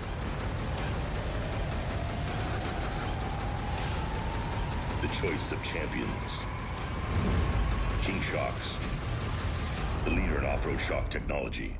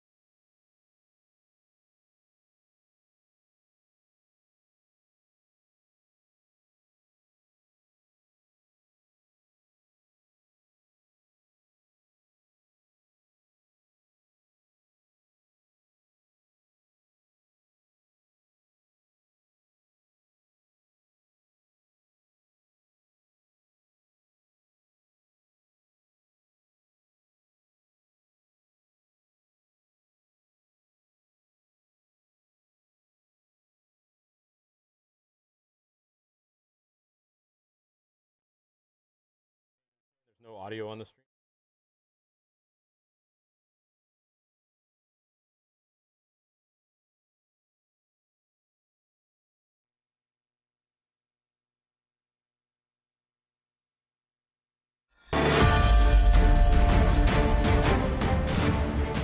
Welcome back, ladies and gentlemen. We are here, and he's throwing his pens around already. Nick, settle down. Settle down. We're making a mess. I'm Austin Fish Farner, joined by Nick Isenhouer all day today, bringing you guys coverage of the Method Race Wheels Baja 500 Qualifier down in Ojos Negros, Baja, California.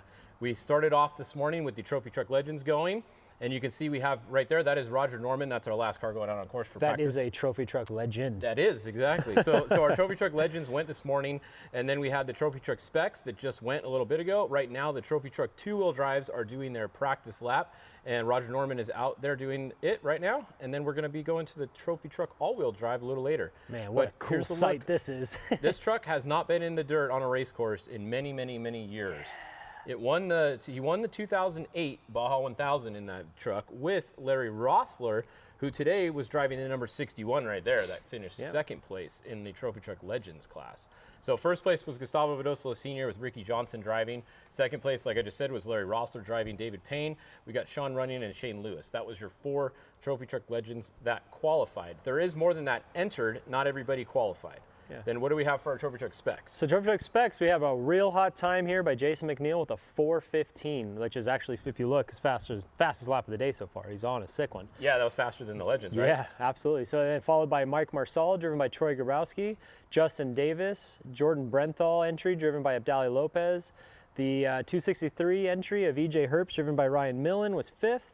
George Sanpietro, the 297, Sean Geiser, Ben Hagel, Thor Herbst, and Andrew Myers is your top 10. And that is a stacked top 10, in my opinion, of a bunch of guys who have a lot of miles down here in Mexico, and any of those guys could probably take it across the line for the finish for the win. That's going to be a good race. And this is what's coming up next here. So our starting grid for a two-wheel drive trophy truck is going to be Cameron Steele first. Maverick Gaunt second. It's going to be Chasen actually driving, Chasen Gaunt. We're going to have third is Dave Taylor with Mason Cullen driving. Fourth, Roberto Romo Jr. Fifth, Sam Baldy. Sixth, Tim Herbst with Pat Dean driving. Seventh, David Ziegler. Eighth, Roger Norman, who we just saw go by. Ninth, Mike Perez. And 10th, Ethan Ebert. That is all 10 that we are going to have qualified today. So 10 two-wheel drives are going to qualify.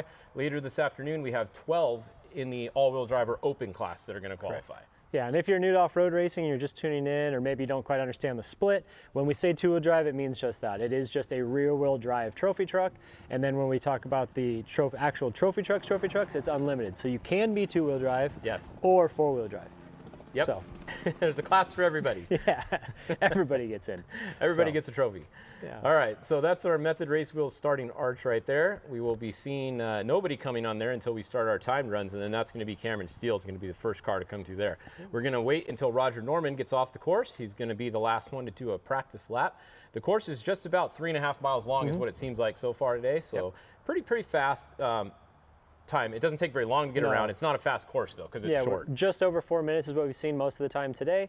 It's been a pretty technical course. There are some ups and downs, some elevation changes, a couple blind rises, a lot of turns that are a little deceiving from what we've seen on the drone footage, where it looks like you want to naturally go straight or go to the left, but the course dives down to the right, which is what we spoke about earlier today, is that it's going to be very, very important to make sure you have a navigator calling those corners properly. Yeah, so exactly. it should be a pretty exciting qualifier here. The pace is going to step up a little bit. So far, the fastest time we have on the track is the 4:15 of Jason McNeil. So we'll see if these two-wheel drive trophy trucks can put down a quicker time. You got to think those trophy trucks are probably to the tire, probably making another 200 to 300 wheel horsepower. Yeah. So it'd be very curious to see if that helps or if that doesn't do anything for them on the track. Spins. Right. Correct. Makes a lot of dust and looks cool, right? You make big dusty. Yeah, it's a rather dry course from what we've seen so far here at the qualifier. The racetrack, which we've seen all week through pre-running and everybody's Instagram stories and socials, it's been very wet down south. So this isn't a great depiction of what the race course is going to be, but it is nice and technical like the Baja 500 is. Exactly. The other thing to keep in mind today, you know, when you go out there on course, you have to race in 2 days. You want to go fast, like we're saying, but you don't get a mulligan. There's no mulligans today. There's no redo. Right? There's no redos. So you go out there, you get one time. The only way you get a mulligan is if someone is in your way, someone crashes crashes or something happens on the course where you have to slow down or something impeded your run, basically, then you have the option to get a mulligan. But other than that, that's it. One time and you're done. So you want to be fast and yet smooth today to have a good start for Saturday. Exactly, yeah. And so, you know, everybody says it. It's one of those like old sayings, you know, you can't win the race qualifying, but you can definitely throw the whole thing away qualifying. So you want to be careful. You don't want to put too much work for your crews back home. Yeah, definitely. So it's going to be exciting. We'll see who can take the top spots today. I mean, just looking at this list in the two-wheel drive class, I mean, obviously, I think Cameron Steele's probably the favorite here out of this list of 10. Favorite, Or, you know, Pat Dean in the Herbst truck is going to be very fast as well. So I would say those are probably my top 2 picks right there. Would be Cameron and the Tim Herbst entry, the 19T.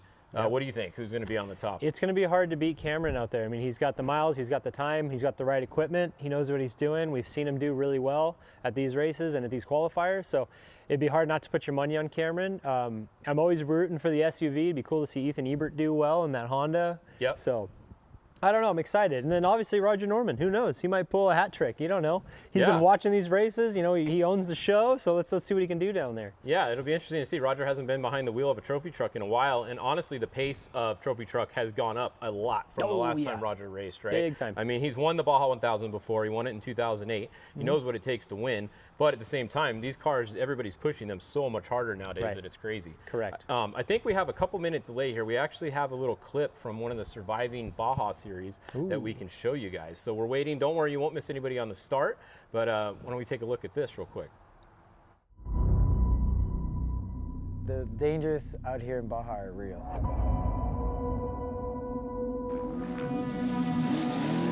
Yeah, anything can happen. That's why Baja is such an adventure.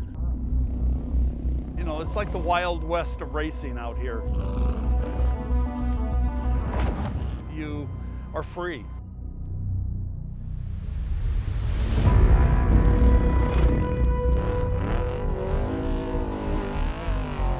You better have pretty decent survival instincts. It kind of just comes down to who can survive this race. A lot of people say that I'm pretty crazy or have a loose screw somewhere in there, but you know, I just like adrenaline. I like going fast. You're going over mountains and you're trying to go as fast as you can, and you're coming up on ditches that catch you off guard, and you go a little too fast and all of a sudden you run out of talent and you're upside down.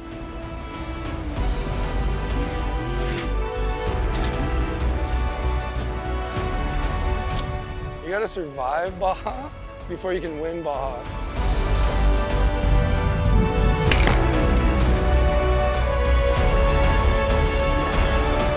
Like they say in the movies, it's epic and we just chase it.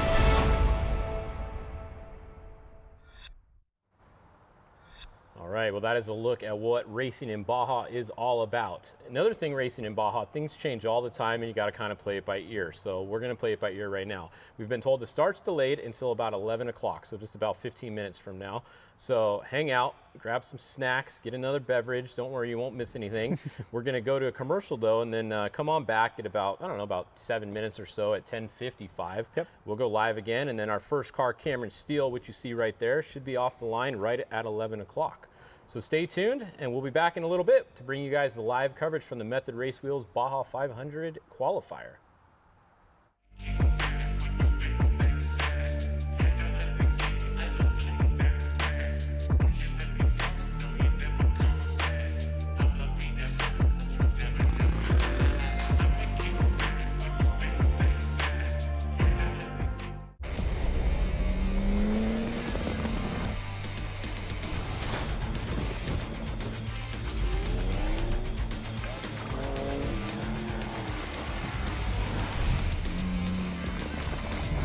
Grit beats talent every single time. Introducing the new BFGoodrich all-terrain KO3 tire. Legendary toughness made tougher. BFGoodrich, what are you building for? To tell you the truth, we could take or leave the extravagance, the attention, the celebrity, the bragging rights, the bravado. Because all we've ever really wanted is for every Ford driver to feel this.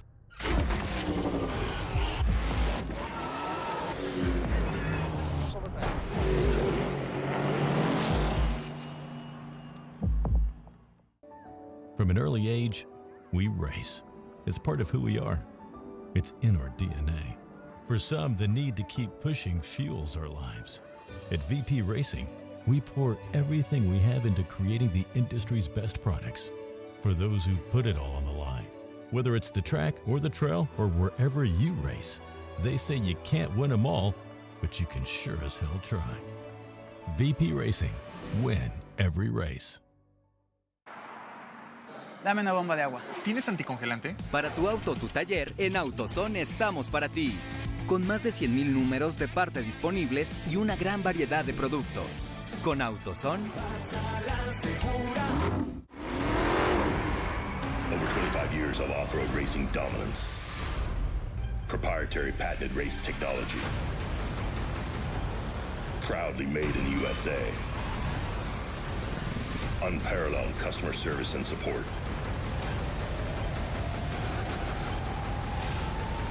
The choice of champions. King Shocks. The leader in off-road shock technology.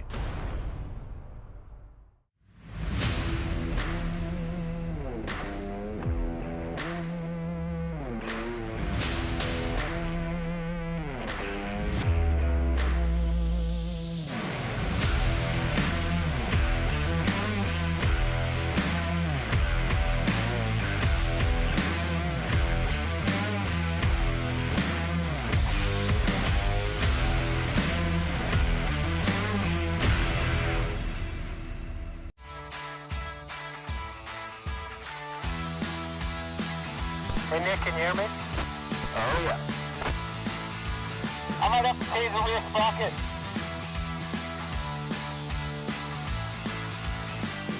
Wow, this is beautiful. It rides really good. Crossing the road now. Copy that.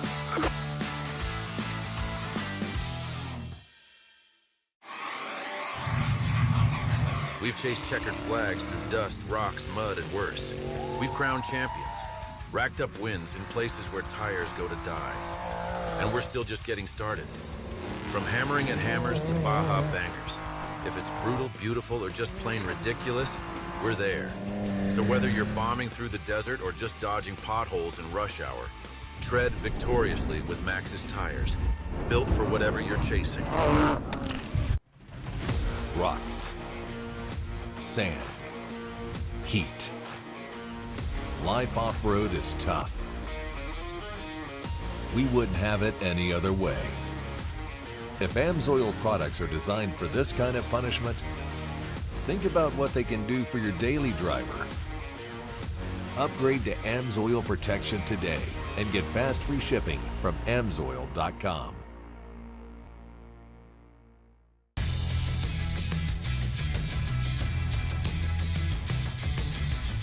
The finishing touches of any off-road vehicle are the things you add to make it your own. That's why we've developed a full collection of over 70 Polaris-engineered accessories specifically designed for Pro R.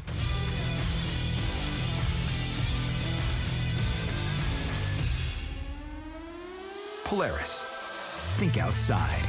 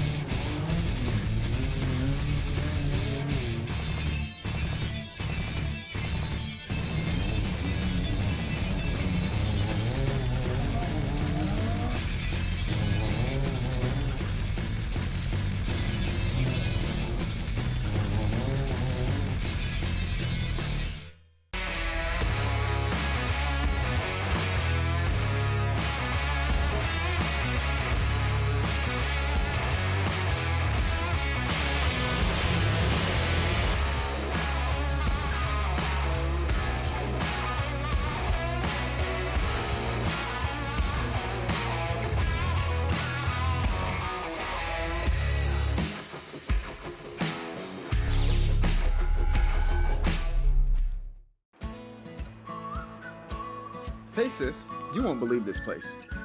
First, we checked out the pier, where cruise ships come from all over the world. The vibe is one of a kind. Then, we went to Valle de Guadalupe. The landscapes here are stunning. There are vineyards everywhere. And the wine was perfect. And the food is on another level. With Michelin star restaurants in the valley, every moment is so unique. You have to come to Ensenada. It's the gateway to incredible experiences. Hope you can join us next time. Ensenada, where the ordinary is extraordinary.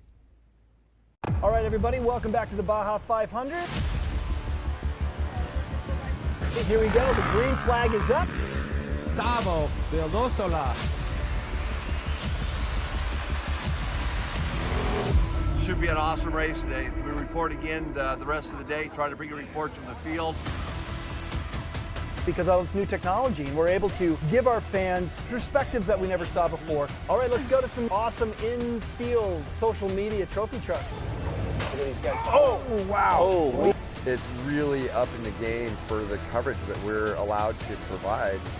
Oh. We're going to check in with Wes up at the action desk. What's the latest, Wes? They've got a big lead over the rest of the fields. Check it out live all day long on our SCORE Off-Road app, YouTube, and ScoreInternational.com. This one is the third year in a row we've won the 500. And in a row, Gus. You guys are unstoppable.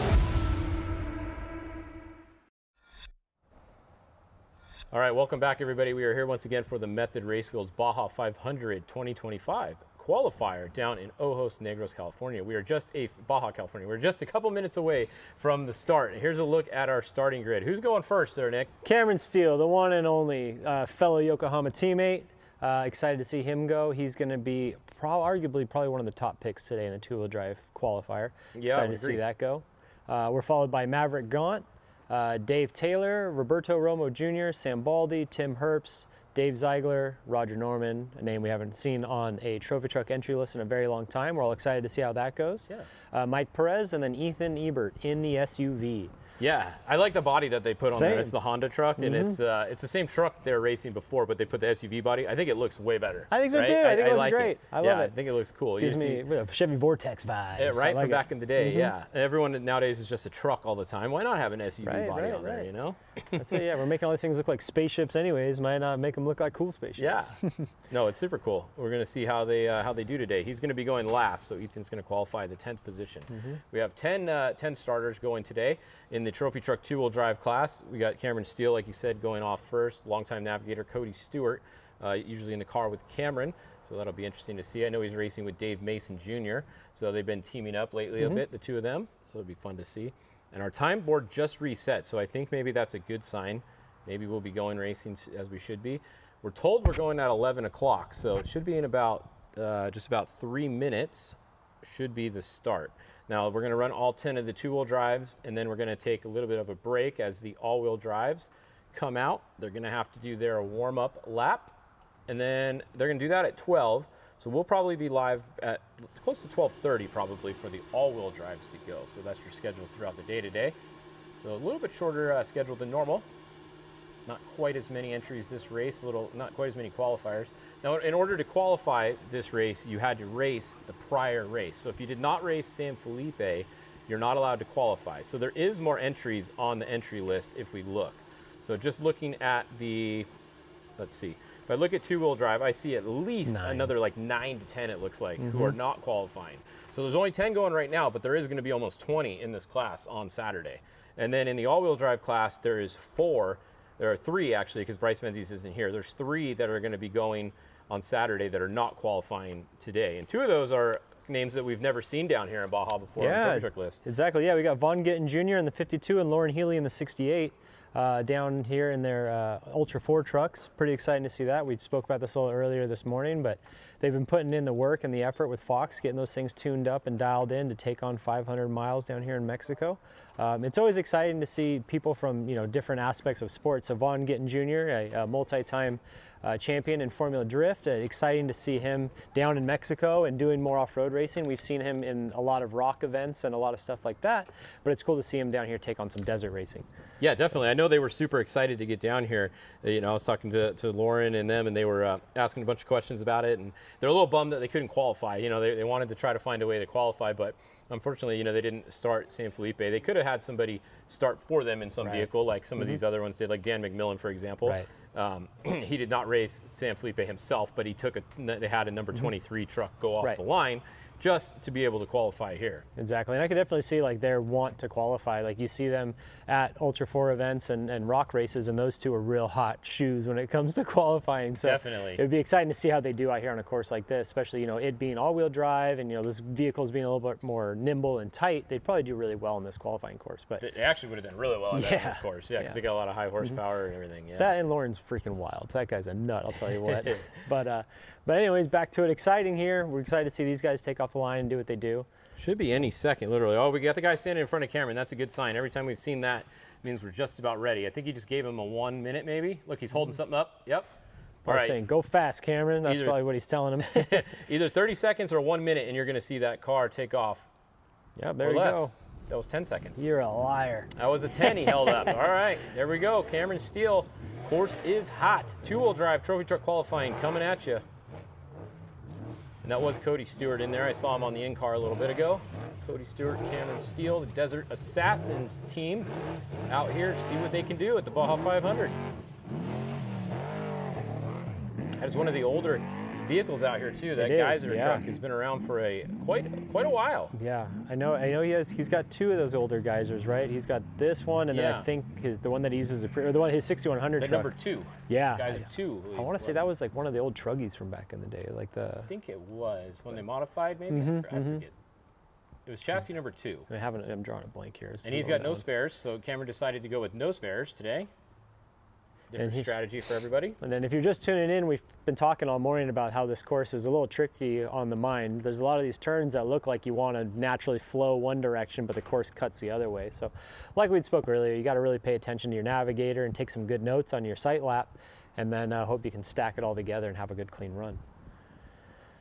Yeah, some of these guys are actually riding in different vehicles in different times today. So I know like Baja Brian, he rode in a Spec truck earlier, then he's going to ride in a two-wheel drive here, and then he's going to get in the all-wheel drive with Robbie Gordon later. So he's actually going to do 3 time qualifying runs around here, 6 laps total on this course today. So by the time he gets in with Robbie, he's going to have 5 laps under his belt on this course. Right. So they shouldn't miss any turns. Yeah, that's the way to do it, man. There's no rules against it. Play the game. Find yourself somebody that's going to sit next to you that's going to have a good knowledge of the course, and get yourself the best chance for a solid finish you can get. Yeah, the only rule is that whoever starts qualifying today in the driver's seat has to start the race in the driver's seat on Saturday. So Cameron, obviously you see there, he's starting today. He's going to be starting on Saturday, and he'll hand it off to Dave Mason to do the second half on Saturday. We got the 42T of Maverick Gaunt. Right out here, this is formerly a Spec truck. They are running in the two-wheel drive trophy truck class. I'm not sure what they've done with the engine. I believe for San Felipe, they were still running the sealed LS3 engine. So it'll be exciting to see how this goes. Another one running no spares strategy. Or is there one on there? No spares. They don't have the wing. No wing. Right, there's no wing. A little bit different. I guess they decided the wing wasn't worth the effort. That's right, all right. Brady Moline just hit me up here, said, the truck that Cameron's racing is the Cougar, and it used to be the old Herder Truggy. Okay, there you go. Yeah, I remember as a kid thinking that Truggy was the coolest thing in the world, all the sheet metal work and everything, and the spares being like wrapped around. Definitely a cool, inspirational vehicle.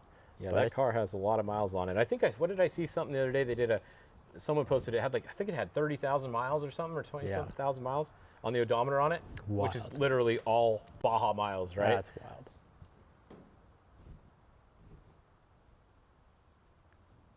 All right, so this is the Gaunt entry being driven by Chase and Gaunt. We have a halfway time for Cameron Steele, 2:36. What was our halfway times? They were 2:29, wasn't it? Yeah, 2:29 was our fastest. Yeah, and 2:30 was the average. Come on, Cameron, you can't get beat by the Spec trucks again. Step it up the second half, buddy. Good clean run here by Maverick so far with Chase and driving, 42T entry. Yeah, they're here. Then Dave Taylor is going to be our next one with Mason Cullen driving. I believe this is his first time in the trophy truck class, Mason Cullen. He normally races the Spec truck that he's been running for a while with his dad, Matt Cullen. They are friends with Taylor's. They get both prepped by the same ones. Oh, actually, that is his Spec truck, so look at that. That is his Spec truck that they entered under Dave Taylor, it looks like. There you go. You know, it's kind of funny, we're here talking about history of these trucks and these chassis, and you go through it like most every other form of motorsports. You know, chassis get timed out and race cars kind of get pushed away or chopped up and pushed to the side, and you build the new one next. But if you look at Cameron here running a very old truck, and like these trucks kind of hold the test of time and really get through it unless you have some big catastrophic issue. It's amazing to see how some of this technology can last this long, and how this, as the sport keeps progressing, and yet these vehicles are still just as competitive as they were their first time on track. Definitely, yeah. I mean, the amount of prep and stuff to go in these vehicles between races is is insane. People don't really realize actually what it takes to keep them like that. You know, the amount of manpower and hours and just money spent on these things. It's at an insane level. Yeah, it's almost, you almost don't want to think about it. If you really put down how many prep hours per driving hour, you don't really want to think about that. Yeah. So. All right, Cameron is in with a 430.650. All right, so 430, that is the would be fourth in trophy truck spec. There you go. 430. We got a halfway time here for the 42T, the Gaunt entry with a 232. 4 seconds behind, or 4 seconds faster than Cameron Steele. All right, so did get confirmation that is the spec truck that Mason Cullen is driving. Entered in the trophy truck two-wheel drive. So we talked about that earlier. That's one thing with the new class now. You can go in and enter two-wheel drive. I mean, you always could have anyways, but now that's a spec truck right there. So that's the same truck that Mason's been racing. They just stepped it up and they're entering the two-wheel drive trophy truck class with it instead of spec this time. Yep. Now, one of the advantages to that is you do get to start ahead of them. So even though they're qualifying today, all of the spec trucks will start behind all of the two-wheel drive and all-wheel drive trophy trucks on Saturday. So they automatically get to start in front of all the specs just by entering this class. That's why some people might want to do it. All right, Roberto Romo in the 33T. This is the ex-Luke McMillan Racer Engineering two-wheel drive truck. This truck has won some Baja races before. And a time for the Gaunt is in. 423. Very respectable. All right, 423. 423.634. So new leader there. Maverick Gaunt chasing Gaunt to the top. So, on board with Roberto Romo. Wild run going on here. I like the little mascot on the hood there for his logo. What is that, like an angry beaver or something? Something like that, yeah.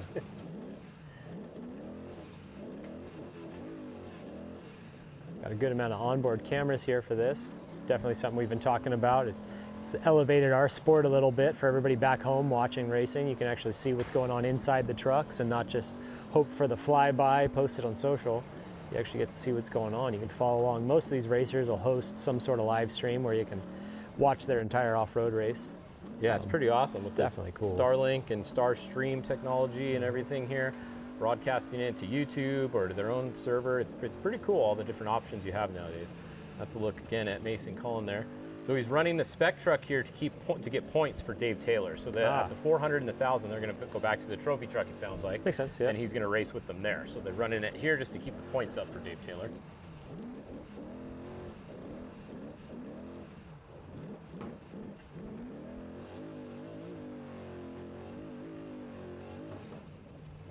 Romo coming around the corner, down in that hard right there.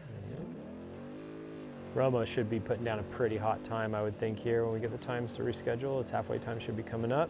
We got the 82T of Sam Baldy. I believe this is being driven by Jake Johnson. Yeah, so we're already halfway through our starters here. Yeah.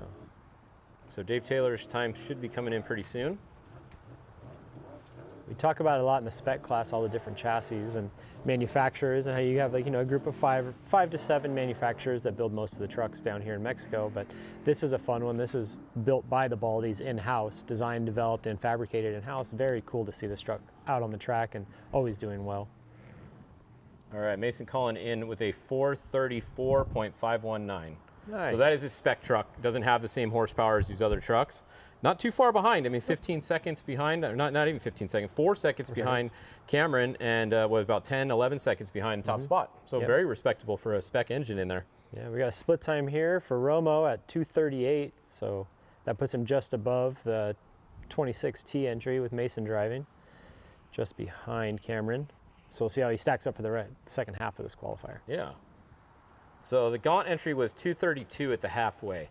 So if you're going to challenge him, you're going to have to be somewhere around a 232 so far.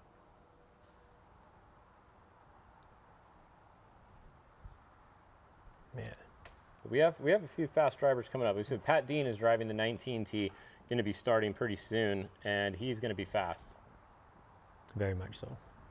All of the Deans know how to drive anything from buggies to trophy trucks to whatever. They've all been driving a long time. But Pat Dean, his son was driving the 19T, or one of them was last year, right? Mm-hmm.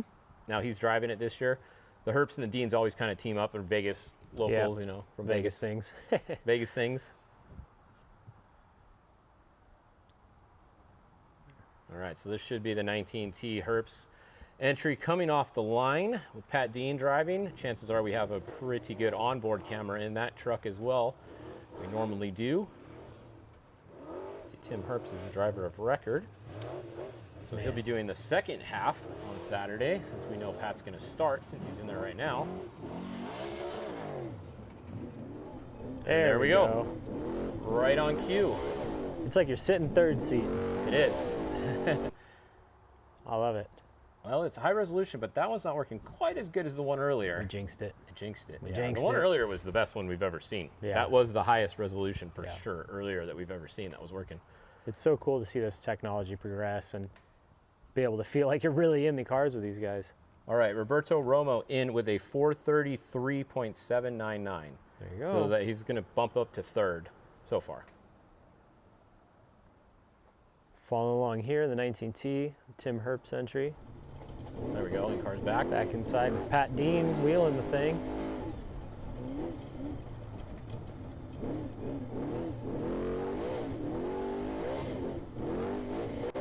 Got one little buffer thing going on, but other than that, it's good. Second gear there. Third gear. Oh. He's getting after it right there. Yeah, he is. This could be a fast time. I wouldn't be surprised if it is, but it should be a fast time. Sam Baldy should be across the finish line any minute now, or any second here. Just moving some earth behind those rear tires, if you see that every time he gets after it. It's impressive what the engine packages, how they've progressed over the last couple of years, and the horsepower and the durability essentially of these things, and how long they last, whether it be the Dugans or the Gibbs or the Pattons or whatever it may be. It's just so insane to see these things get up and move and then last the duration of these desert races. Oh yeah, here goes David Ziegler, the 15T, and yeah, these guys' engines, they're over 1,000 horsepower now. Right. Engines, that's a lot to be putting through the drivetrain components and just everything from the axles to the the third members themselves, the transmissions, everything's just got to hold up that much better. It used to be back in the day, whoever had the best pit crew that could change a failed component would be your winner, right? Almost everybody was going to blow like a transmission or a diff or some axle, drive shaft, like something was almost happening to everybody every race, that it would just be whoever got luckiest to get to you with the part and change it quick. Now, if you have a flat tire, you might not even win the race. Right. You can have a perfect race, have one flat tire. I mean, look at San Felipe, how close we were. Within a minute of the winners. Luke and Alan, I mean, they both had flats. They both changed them, and it was within a minute of each other still. It's just so impressive. It's crazy how close everybody is these days. Definitely puts a lot of stress in the driver's seat these days, I'll tell you what. Oh, for sure, because that one flat tire, either way, that would have cost him. Like, if Luke didn't get that flat, he may have done that. And Pudia had to push really hard after he got the flat, so he was risking it to get to the finish. So, yeah, it's crazy how much one little thing will affect you nowadays. We got a time come in for the 82T of Sam Baldy at 4 minutes and 31 seconds. That put him in the number 3 spot. Bumped Romo down to number 4. Still just on the coattails of Cameron Steele, holding up second. Got the 15T here of David Ziegler. There's a Brenthal truck. All right, next on course should be Roger Norman if we're going in the right order. We did see Roger go last, so it is possible he's going to go last. We'll have to wait and see what the next car is. It'll either be Roger Norman or it'll be Mike Perez in the 95T. I don't think we saw either of them go off the line yet. And then it's just Ethan Ebert in the Honda SUV. And that's it for the two-wheel drive qualifiers today. Like we said, there is another like 10, or not 10, there is how many in two-wheel drive? Yeah, like 9 or 10 that are not qualifying today. No, there it is. There we go. There's Roger Norman back out in a trophy truck. Pretty cool to see Roger back out there. Let's see how he does. There's something unique to this truck. This is a single shock truck. Yeah, so this truck is actually a copy of the Riviera truck. So Robbie Gordon built the original Riviera, the Black Diamond, and then this truck was built in the Riviera shop while they had that, and this was Nick Baldwin's truck. So Nick Baldwin used to race this, and then Roger bought it from Nick, I believe, straight from Nick back in the day. Won the Baja 1000 in 2008. Also won SCORE Prim race that year. That was when SCORE still had a race in Prim. Yeah. The Prim 300. So Roger won Prim and the Baja 1000 that year. So 2008 was a good year for Roger. It's like a time capsule in there. Look at that thing. Yeah. Driving with Larry Rossler back then. We know Larry Rossler's in a different vehicle now. So, oh, almost took out that tree there. Let's see how Roger does getting back to trophy truck pace. I love it. You know, Jake Velasco and his crew put in some effort getting this thing back to be dirt worthy. Put some time in on it, got it up and ripping again.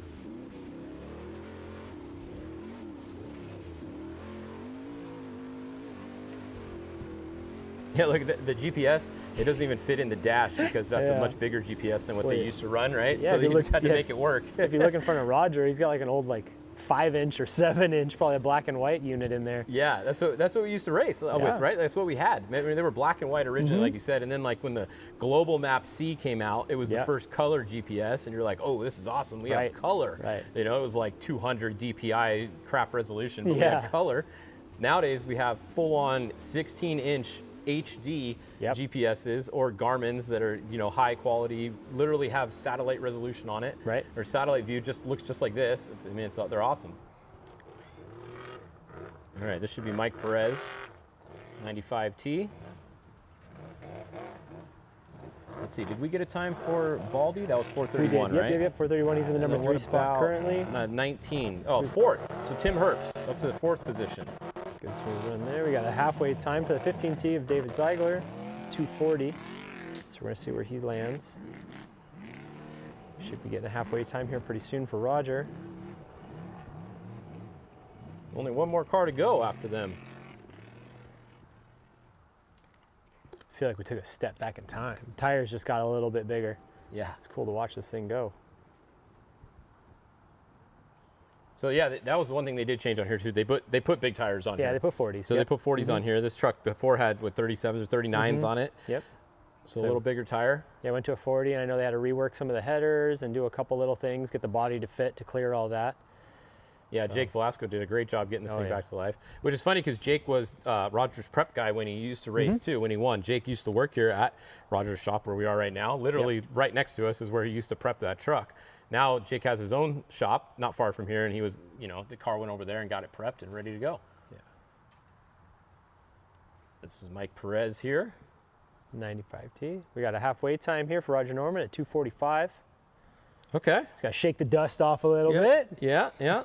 I'm telling you, it's going to take a little bit to get used to the trophy truck pace nowadays from when Roger raced last, you know? Exactly. And Roger was fast, but he has not raced in so many years. He's probably needs to see what the pace is, you know? Yeah, and I'm not sure how much test time they actually did down here with that truck. I was talking to Jake earlier, and they said they were shipping it straight down, I want to say on Tuesday maybe? Yeah. Straight from the dyno and straight to qualifying, so Roger, being the wild man he is probably just going for it, honestly. Why not? Yeah. There we go, Ethan Ebert in the Honda SUV 81T, the last trophy truck two-wheel drive to start their qualifier today. Probably the fastest Honda Passport off-road ever.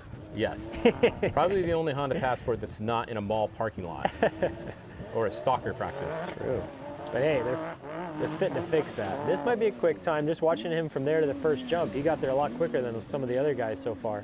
And when they get to the finish, the crew does have orange slices and Capri Suns for them as well. Hey man, if I can do that in a Honda Passport, I might go buy one. Right?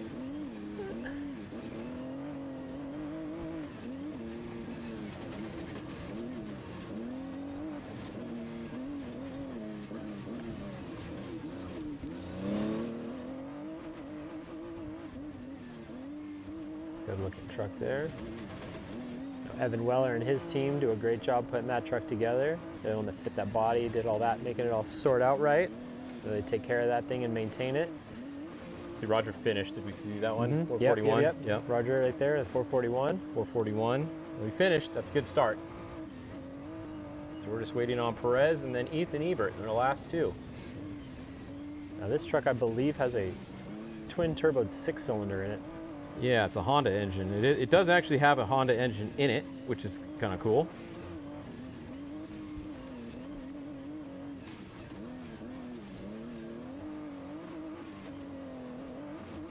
You're at 247, yeah, for Mike Perez at the halfway mark.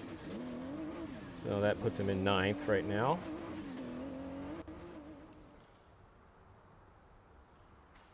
We got Ethan Ebert, and then that is going to wrap up our two-wheel drive qualifiers. Then we will take a break. We'll recap real quick some of our finishers from earlier. Then we'll take a break, and then we will come back about noon, 12, maybe 12:30, for the last time runs of the day, which will be the all-wheel drive class. Now those all-wheel drive times should be the fastest times of the day, hopefully. I mean, I would hope so on this course, really. Like, if you get beat by a two-wheel drive on this course, you weren't going hard enough. I mean, I'm just going to say it. Like, this is a huge all-wheel drive advantage course for sure. Currently, we have Jason McNeil with the fastest lap time on the track today. What was his time? 4:15, I believe, is what was recorded. So we have a Spec truck with the fastest overall time so far. Correct. That's faster than the Legends even, right? Ooh, or no? We might have a little bit of an upset here. We got Ethan Ebert in the 81T and the Honda Passport with a 228. That might knock Jason off the list, because I believe Jason was at a 229 at the halfway point. So we'll see if Ethan can keep this thing together and get this thing across the line at a good pace. I mean, that's faster than Gaunt, obviously, too, which Gaunt's our first finish. He was at 232 for this class. So he really just needs to beat 232. Yeah, we're 4 seconds back. Yeah, it took that cost him a little bit right there. Just a touch. I don't know if it was a full second or not, but... Now this is a standard, like a Tisco chassis here with the SUV body on it. I'm actually surprised by that time out of this. I'll just say it. Well, like I said from the beginning, from him to the first jump, he was on one. Yeah. So if he kept that pace up going, now it looks very calm and collected in there. You know, with the paddle shifters and all that, it'll do that because you're not doing much movement in the cab. Steering's pretty quick, so small adjustments do big things. Mike Perez, 449. He's on a move. This is great here. Get full insight. We got the aerial view from the drone and the in-cab. Perfect. This is amazing. Yeah, All pretty right, good Ethan. resolution on that one, too. Yeah, let's go, Ethan. Read the GPS pretty easily. Keep jamming. Yeah, there's a little drop there into the face. Just keeping the pace up. Trying to keep the thing in boost. We got. Oh, he just finished. Holy smokes. Got to scroll all the way to the top because we have a new high time. 4 minutes 15.745. Now we'll have to see what Jason's time was because I want to say 4:15.745. I'll have it written down right here. Jason was 4:14.9. Oh, okay. So Jason McNeil still has the fastest overall. That doesn't mean anything though because the first trophy truck right now off the line is currently going to be Ethan Ebert. We have to wait because the all-wheel drives are going to be going next and they will be mixed in with the two-wheel drives for the start. The trophy truck specs will be behind both of them. Correct. So we will have to wait and see. But congratulations, Ethan Ebert and the whole Honda team. Jeff Proctor, good job, guys. You have officially taken the pole. As you can see right there, at 12 o'clock, the trophy truck regular class is going to start their practice lap. So we will go live a little bit after that. It will be a new stream. So you guys will actually have to refresh, find a new stream. This stream will be off. We did just see Ethan Ebert take the top spot right there. We got Gaunt second. Steele, Baldy, Herbst, Romo, Taylor, Ziegler, Norman, and Perez. That's your top 10. Only 10 went right now, so that's everybody. And that was in the two-wheel drive class. And then earlier, we had the Trophy Truck Legends. It was 1L 61 99 74. So Ricky Johnson driving a Gustavo's truck took the top spot. And then Trophy Truck Spec. We had Jason McNeil, Mike Marsal, Justin Davis, Jordan Brenthal, EJ Herbst, George Sanpetro, Sean Geiser, Ben Hagel, Thor Herbst, and Andrew Myers. And like I keep saying, that top 10 right there in Spec is wild. Those are some fast dudes, and it's going to make for a very interesting race day. Definitely. It's going to be exciting. All right, well, that will conclude this portion of qualifying. Like I said, you're going to have to get a new stream. So if you're watching on YouTube, refresh at about noon. You'll get a new stream going, and we will have the Trophy Truck Open class. There's going to be 12 of those, including some really big names like Robbie Gordon, both the McMillans. You guys are going to want to come back and watch that. So check in a little bit after 12 for the new stream to come up. I'm guessing it'll probably be about 12:15, probably 12:30 when we start the actual timed runs. So come back then, and we'll see you guys in just a little bit here for the Method Race Wheels Baja 500 qualifier.